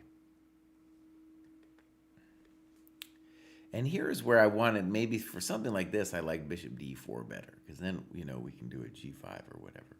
We're probably still going to play g5, by the way. And the ultimate problem, the whole idea of g4, by the way, is maybe we'll get an attack later, but more importantly, we'll want to kick that knight from the center, make him go somewhere nasty. Ooh, Sam plays bishop f3. Very aggressive move. Oh, that's a cruel move. That's a cruel move, buddy. I'm sure g5 was a nice position for white, but this is crueler because we're saying, dude, I'm going to play gh if you don't do something. And I'm still looking to play g5 now that you opened my h-file. Oh, buddy, it's not looking good. Okay, so default solution here would be bishop b6, cb, and now g5. All right, knight b6 is very concrete. Bishop b6 looks like it's just a crusher, dude. And after bishop b6, we could play g5, but if we don't like g5 for whatever reason, we could just play queen takes d6. Now, it is true that when black did get our good bishop, if that's a thing you're into. White has so many good moves here, my friends. G5, queen d6. I'm assuming, by the way, that f5 is also a very nice advantage for white. F5 also looks really good because you kill bishop e6. Okay, let's call this g5 move the standard move. If knight g4, we have queen takes d6.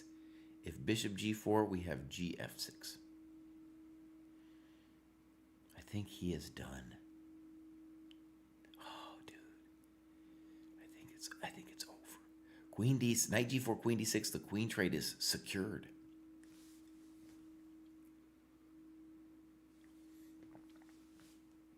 Now, if you're black, you're hoping like somehow, bruv, I gotta get I have one asset, and it's my bishop on g7. And what is true about that bishop is it's gonna prevent us being black from getting mated, because if like queen h7, I just play king f8, and I say, what? It's gonna try to prevent us from getting mated.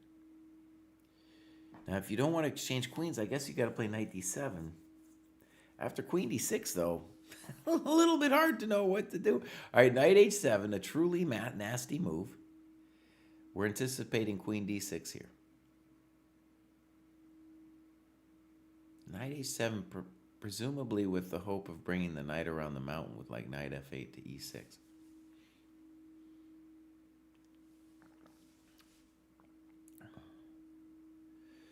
Now, in addition to queen d6, he could play e5, but I mean queen d6.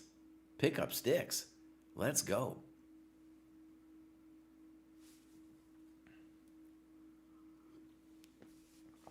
Whose chess likes my f5? I was a little suspect of it. Like maybe I'd give black a chance, sack a pawn, play knight d7, e5 or something. This is a dream. Look at this thing. I'm getting the queens off. The knight on h7 owes me time to come back. None of my pieces are really bad, and all black has to show for it is a bishop on g7. Now, a move like knight d5, something like that, is going to be considered. Notice that if knight d5, bishop f8, I'm pretty sure we have rook h7 there. Ooh. So knight d5 is what we want to do. It's what we want to do. Oh, yeah, knight d5, and we're threatening knight c7. Oh, Sab, let's do it, buddy. So, knight d5, bishop f8, rook h7. Welcome to the dojo. Oh, buddy. We probably want to calculate it out. There's a couple of variations, a little hectic. So rook h7, king h7, check to the miserable king, maybe king h8. Oh, he does it. Knight e8. And then maybe, if I'm concerned about anything, like some kind of bishop h3, intending just to take my knight on over there. But that's a lot of coconuts.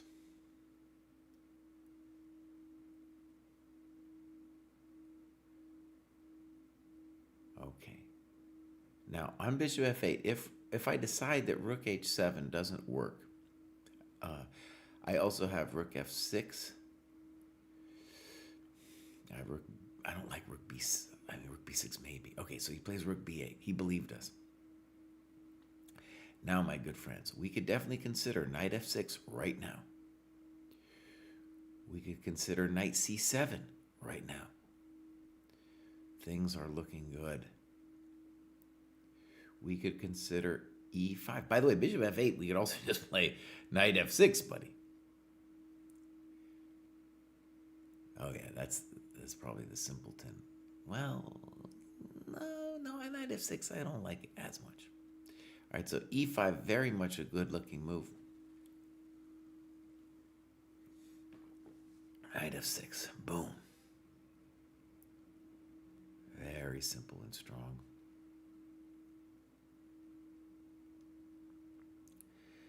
It seems to me like knight f6, gf6, bishop f8 is the only... I wouldn't call it a hope. I wouldn't call it a hope. It's crispy critters, man. It's so evil with that pawn on f6. Sam's got plenty of time.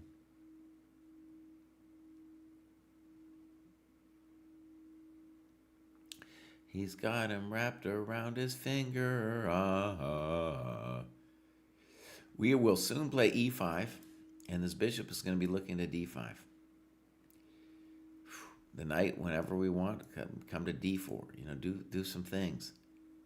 Like if your bishop thinks it's going to f5, we'll say, hello. Poke you over there, buddy. And basically, it's going to take some time, Rep Warriors, here to try to imagine what's going wrong with his life, come up with something. You know, something. It's not so pleasant to be eliminated. Dude, Sam's bringing it, man. Really cool comeback story.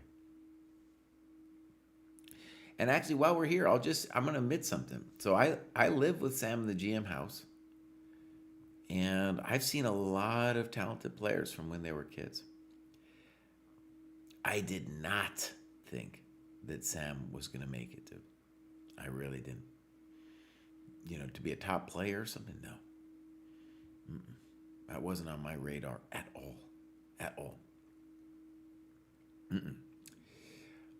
And I think, you know, what's really amazing about the Sam story is he did it really with hard work. You know, very hard work, day after day.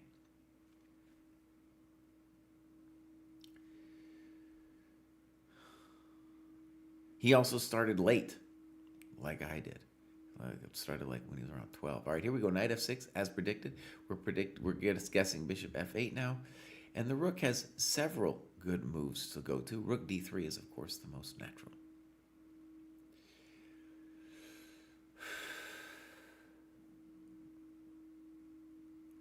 I'm such a fool for you.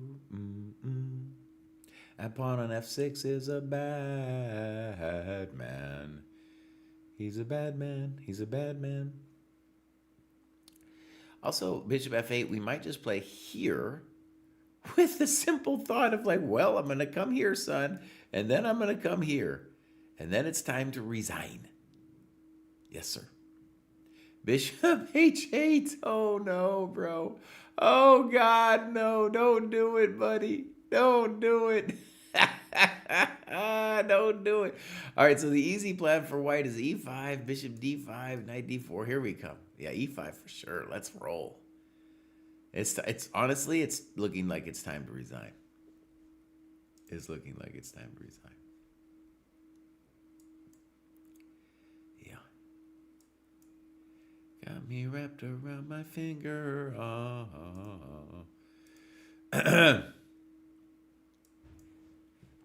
right, we got bishop e6 on the board.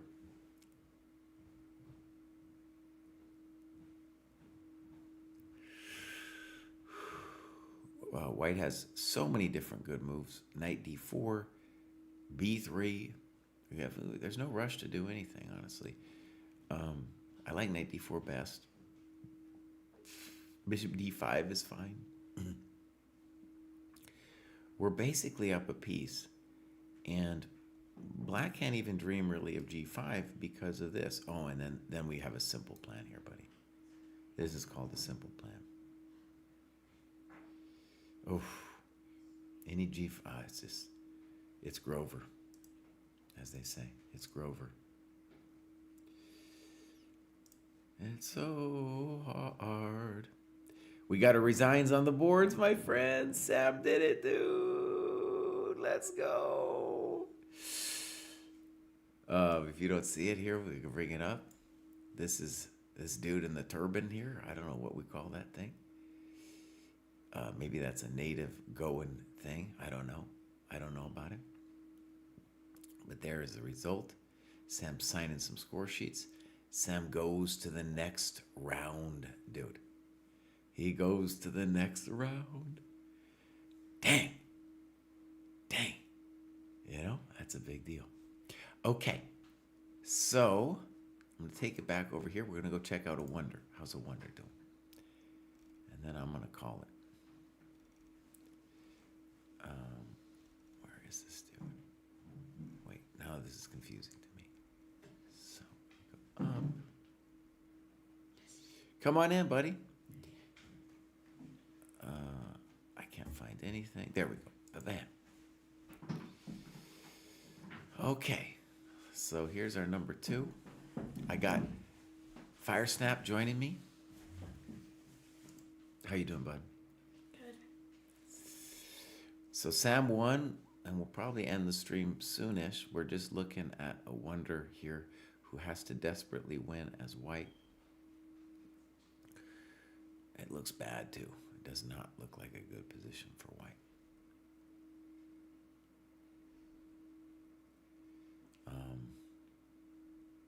Yeah, it looks like black is gorgeous. Looks also like black could do several different things here.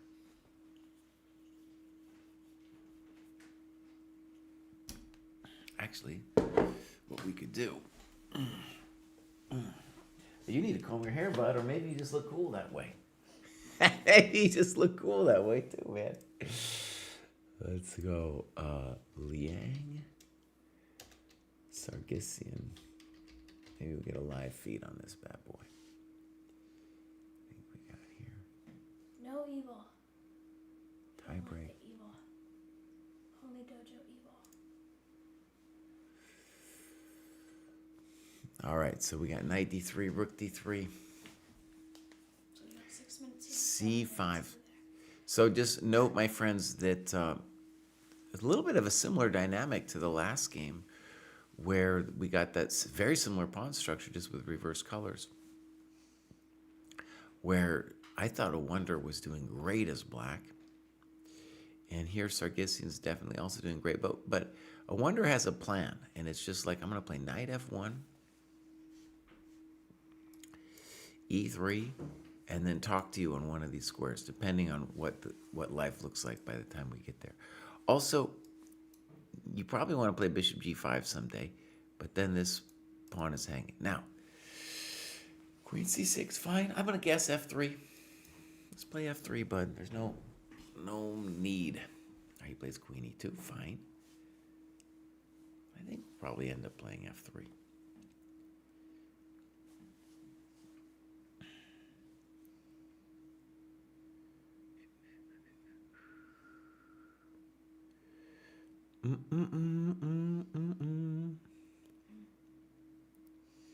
Bishop g5, kind of as expected. By the way, I didn't like queen e2 because he left the pressure on d6. And now no lo puedo this play because of bishop c4. Maybe you could, by the way. Maybe you could. I don't know. No, don't do it. Don't do it. Don't even think about it, crying. Sargissian's kind of up in his chair as if to say, you're hosed, buddy. What do you got? Bishop d2 played. Now this is a positional catastrophe because white is now going to trade off his best bishop, and also rook b2 is on the agenda for black. Oh, this might be over. The wonders dreams might have died, my friends. He's kind of sitting up being like, do I got him? Is this game over? Crispy critters? Crunchy turtles? What do the kids say these days, bud, when things are toast? Cooked. Cooked, yeah, cooked. He's cooked. Now, rook b2, he's locked in. Right, bud? He's locked in. Knight f1, okay, so it's true that we don't just immediately lose the game. He's locked in, buddy.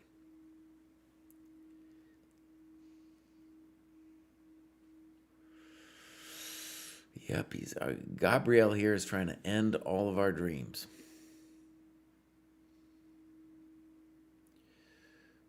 Queen a4 would be, well, no, queen a4, you just hang the d6 pawn, so don't do that, buddy.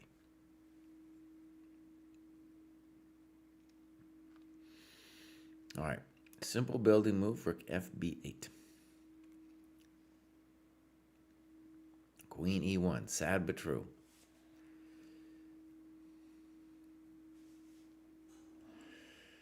Now black at least has to make a judgment call here. We are anticipating bishop d2. Notice that that pawn on a5 could also become weak.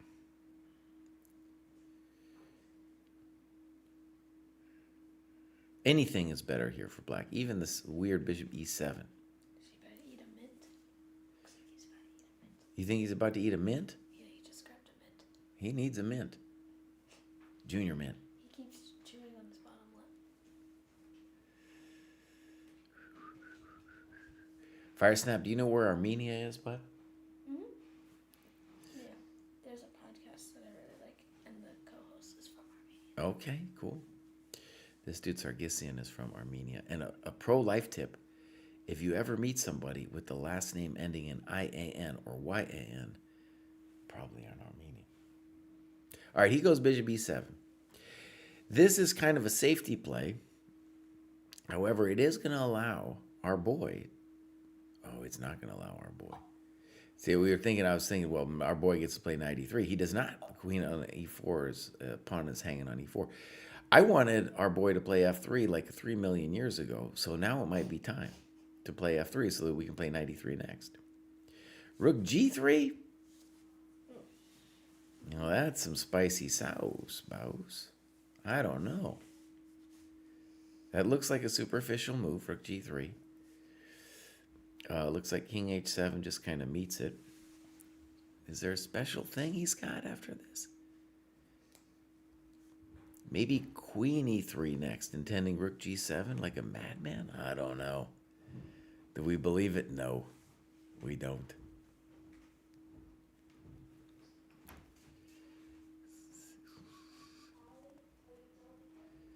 Oh, man, this is a bummer for our boy. We're rooting for a wonder. Yep. This guy he's playing is just tough as nails, boss. He has survived time and again against our boy here after being worse. The bummer about queen e3, dreaming about rook g7. I mean, there's other moves for black, but would just be bishop g5. Kawak. You know, kawak, kathwunk. But a wonder definitely needs to rustle up a trick here. His position's nasty, and he has to win.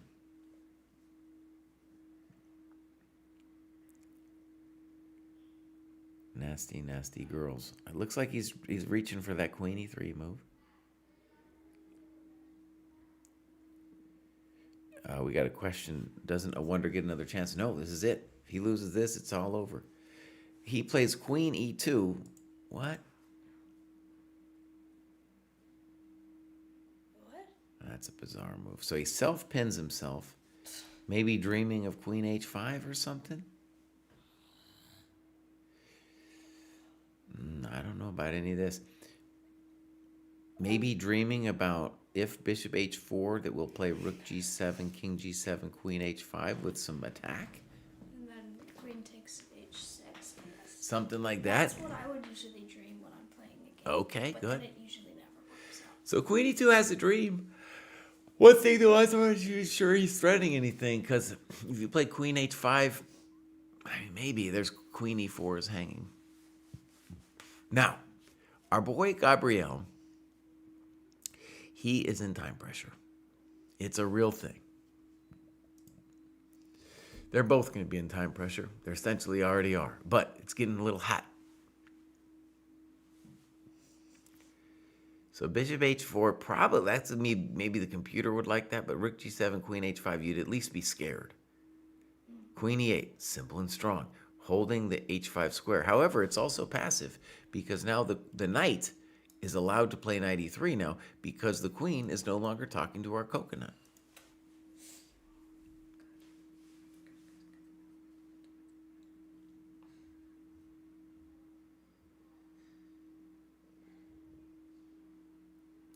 And now rook on the one file.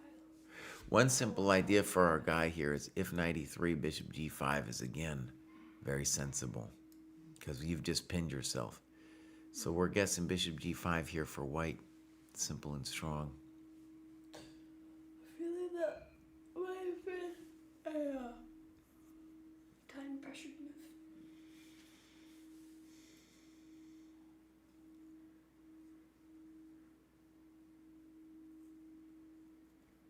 Rook B1. Now, Rook B1 is the move of a man who is trying to make a draw.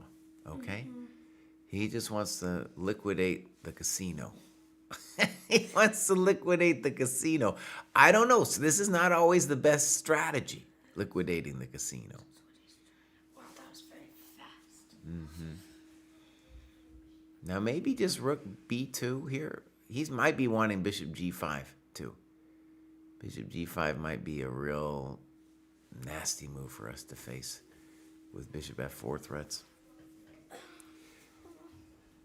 Well, the liquidation of the casino is looking pretty good, honestly, because one thing that just happened is, like, the rook on G3 is a bit sidelined, and so we just traded off the good defender on C1.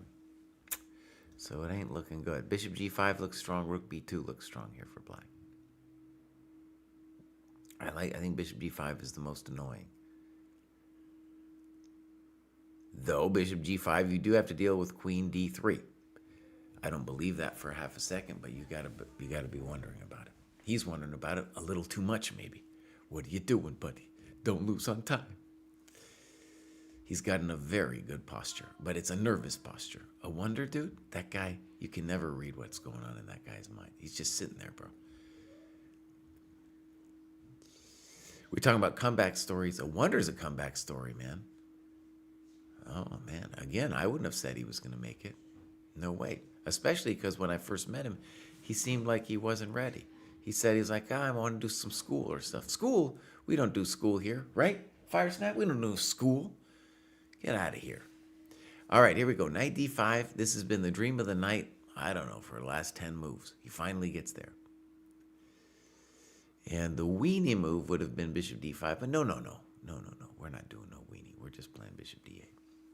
I feel like that one column rook on black is a threat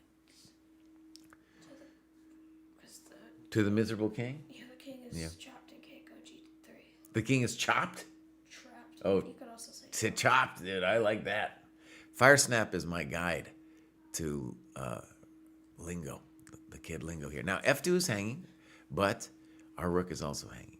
So rook B2 would be the most natural thing to do. He goes all the way back. He's saying, I'm just being safe. And yeah, he's just going to try to hold the position. Now, the drama of playing this way, of course, is, it's time pressure. Mistakes will be made. And a wonder can be a tricky man, too. He can also be a tricky boy.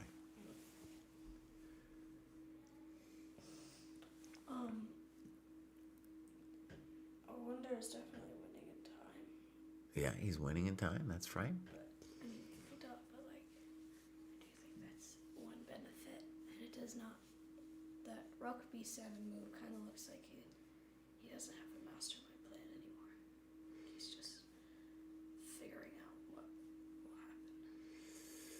White's trying to find a mastermind plan too here, and if I was playing, I'd just play rook F3. I got to defend F2 anyway, and then we'll see where the queen goes. Like, she might be upset to let me into F8. I don't know. Of course, it could just be rook F3, queen E8. I don't know. But that, we got to defend the pawn. What else? Our position is nasty, by the way. He also Our asked position is nasty. his queenie. All right, rook F3 finally comes. Queen E8 is the safe move. Are we not looking at just rook takes the queen? Oh, wait. Yeah, well, that's why. Never mind. So queen E8 to protect the rook invasion from F8. Yeah.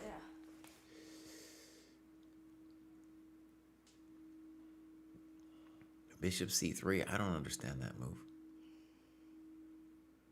Maybe to prevent rook B2. Yeah, so Sarkisian went from like a position that was winning to one that's, stable and nice. But, tricks can happen now.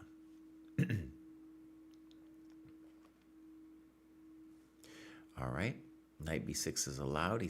Wonder says, sure, I'll take that, bruv. So, black needs to defend D6. The basic move here would be bishop E7. He does it. Black, again, doesn't have to prove anything. If a wonder wants to sit, he's fine with sitting.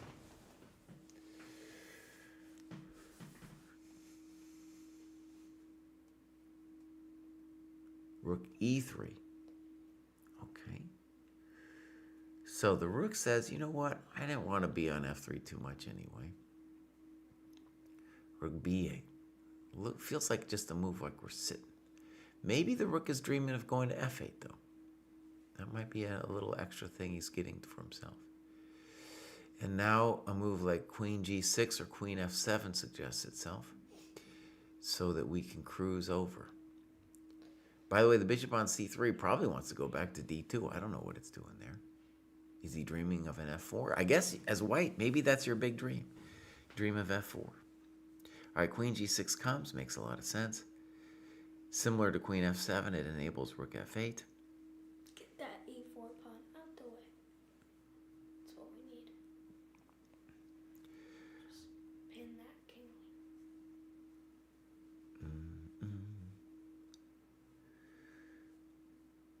Rook e3, he comes back.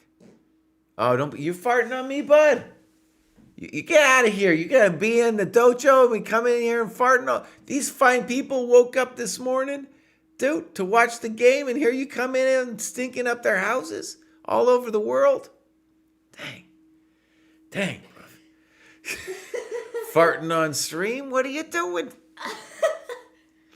You've probably farted on streams a million times. No, that's one of the golden rules of the dojo. No farting on stream. Everybody knows about that. But you can do it at dinner all the time. Oh, I never farted at dinner, but. All right, here we go. Queen f7. We're expecting rook f3. And the bummer for white is he just doesn't have no ideas. All right, rook f8 would be a basic move. I don't know. Bishop d8 would also be a simple move to play here.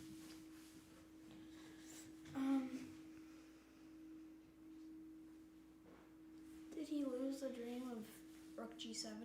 Oh, yeah, that dream's long gone. Dang. Well, actually, it's never totally gone. One dream, it's not going to happen anytime soon. It would be f4 to light up this thing here. Of course, at the moment, I'll just take it with my queensies. He took. Now, is this mildly controversial? Is this mildly controversial? Wrapped around my finger. Oh. Okay. So queen g4. f4 is now, I think, at least a potential threat. Looks like he's hooking up for something that doesn't exist. That might be true. Now, is there something wrong, for example, with bishop a5? Taking your pawnsies? He's thinking about taking his pawnsies. He's like, is there a dirty trick? He says, I don't want to face your dirty trick. I'm going to play bishop g5 instead. He's going to play it. Rook f3, what? queen g6. We are now threatening to trade queens with bishop f4.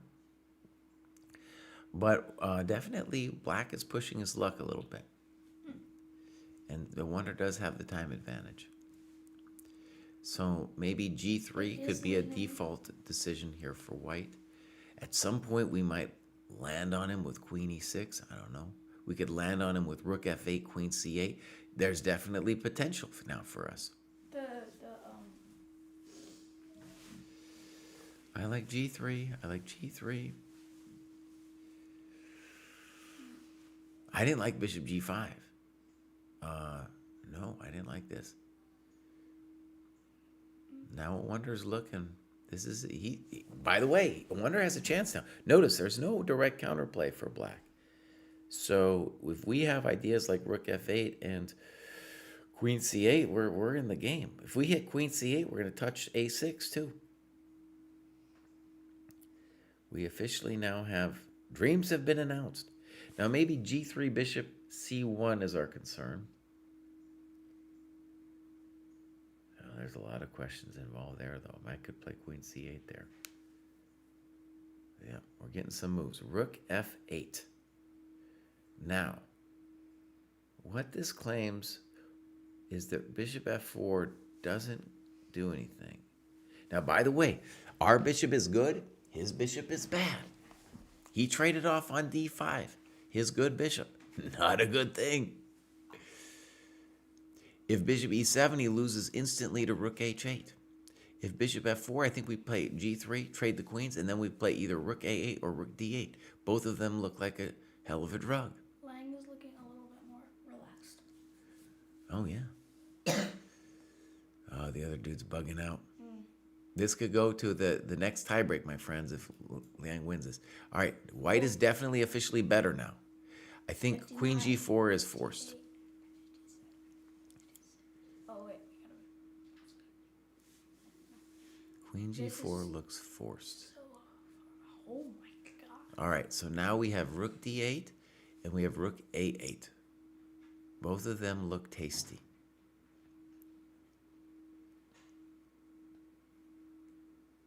I think we might just be winning here, Fire Snap. That's definitely a good sign. Definitely a position, not a material. Now it's a little bit spoiled for choice, I think, because rook d8 and rook a8 both look amazing. If you can, at some point, you'll go d2 and push the pawn on g4. Arguably, rook d8 is more beautiful because once I take d6, then the d pawn is just as good as the a pawn, and e5 and c5 will then be critical. Man, he's got a chance. He's got a chance here, bud. Don't mess it up. I wonder.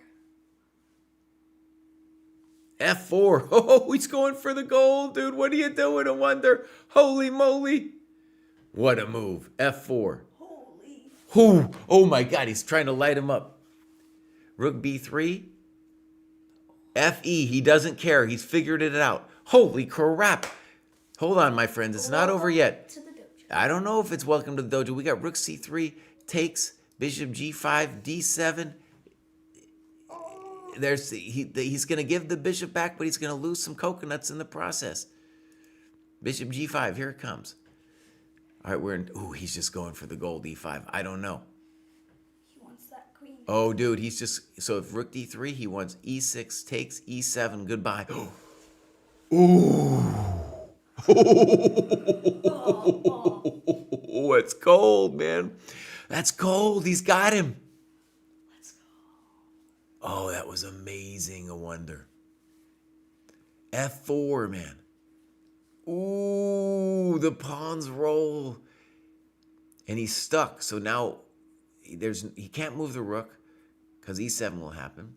If he plays c4, d7, c3, d8, goodbye. He's only got 30 seconds left. Oh, it's game over, man. He was not losing this game. Oh, buddy. Welcome to the dojo. Rook e5, maybe a good move. Maybe a good move. I'm going to admit I didn't see it. But still. No, it's not but still. That might hold. What if If d7, we got rook d5. rook e8 though? Rook e8, I'll just take on d5.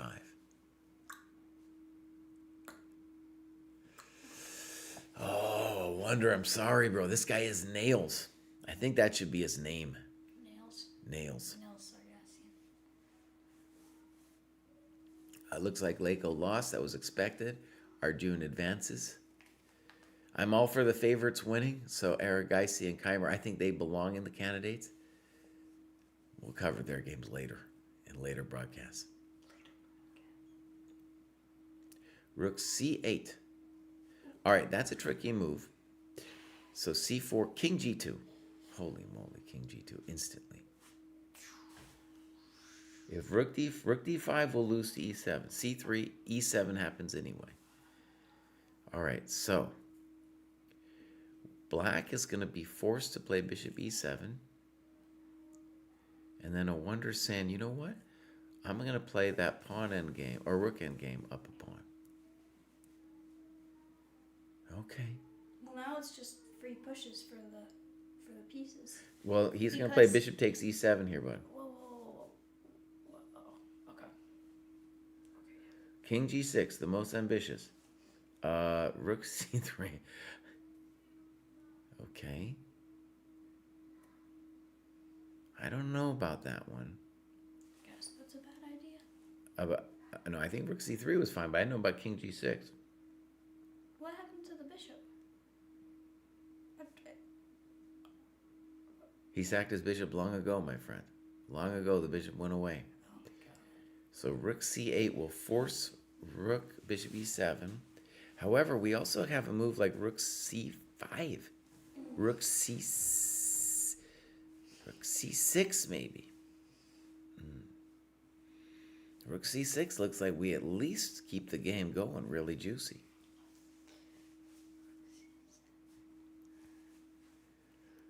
Oh, those pawns are definitely worth a piece. I think rook c6 is a good move.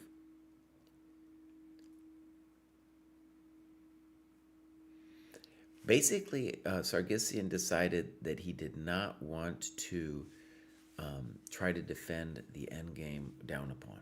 That was the rook endgame down a pawn. He wanted to get fancy, and now he's going to pay the price, I think, after rook c6. There's only 27 seconds left on the clock for the Armenian dude. Get real. And the wonder's really trying to figure it out here. Rook c5. Okay, so that was not my thought. Why rook c6? So rook c5 defends against the basic rook d5. Check to the miserable king. King f2. Okay. Rook e5 back. Now, one thing, I like rook c6 better than this, but maybe he has an idea here that I don't understand.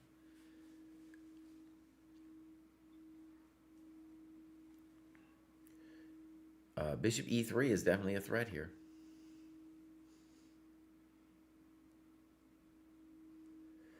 Oh, I think rook c5 was a bad move. I liked rook c6 a lot.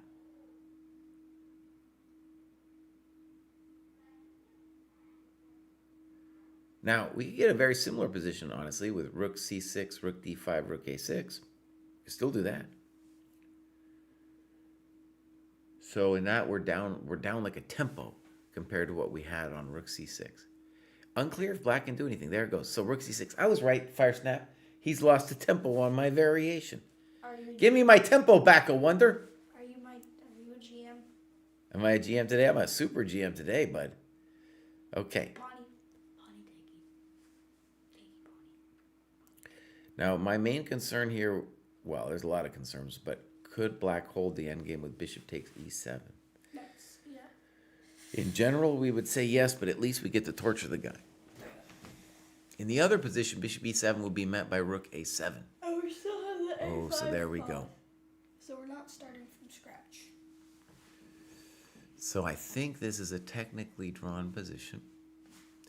However, we're not. Time game position. Get that time down. So here's the basic idea, my friends.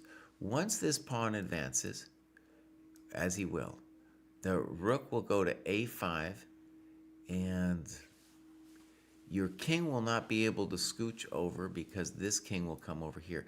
The king is hiding really well behind this g7 pawn, so there's no tricky wickies. Oh, wonder, buddy. I thought you had it. You just needed to play my rook c6 move, bruv. Come on now. You lost a tempo on my variation.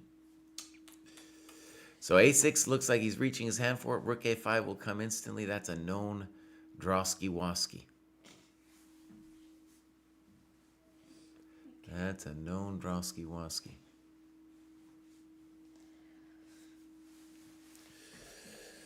Oh, yep, he's bummed out. He's going to give him a little check. Why not? A little checky-wacky. He's still going to win that game. It just sucks puns. He's going to try to massage him. Like, literally? Yeah, this is called the massage. When you're not winning, but you just want to keep the game going, maybe your opponent's nerves will crack or something, you give him a massage. Unfortunately, black has just a very simple conception of how to play this position. And the simple bummer is if the king runs, then We are up them pawns. the white king runs, we will start attacking your pawns. And I think rook b3, rook g right away, it's just instant draw here. Instant draw. Also, the black rook can get behind the a-pawn. Now, he plays rook g5, just holding his initial defensive line.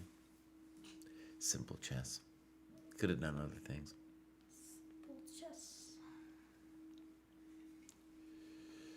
Simple chess. There goes a6, rook a5. He was just waiting for it. And now there's a lot of different moves for black. Rook a3, rook a1.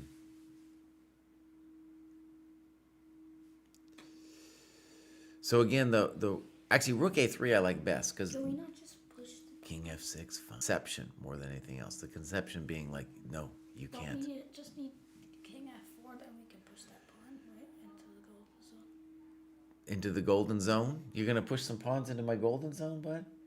I don't know how I feel about that.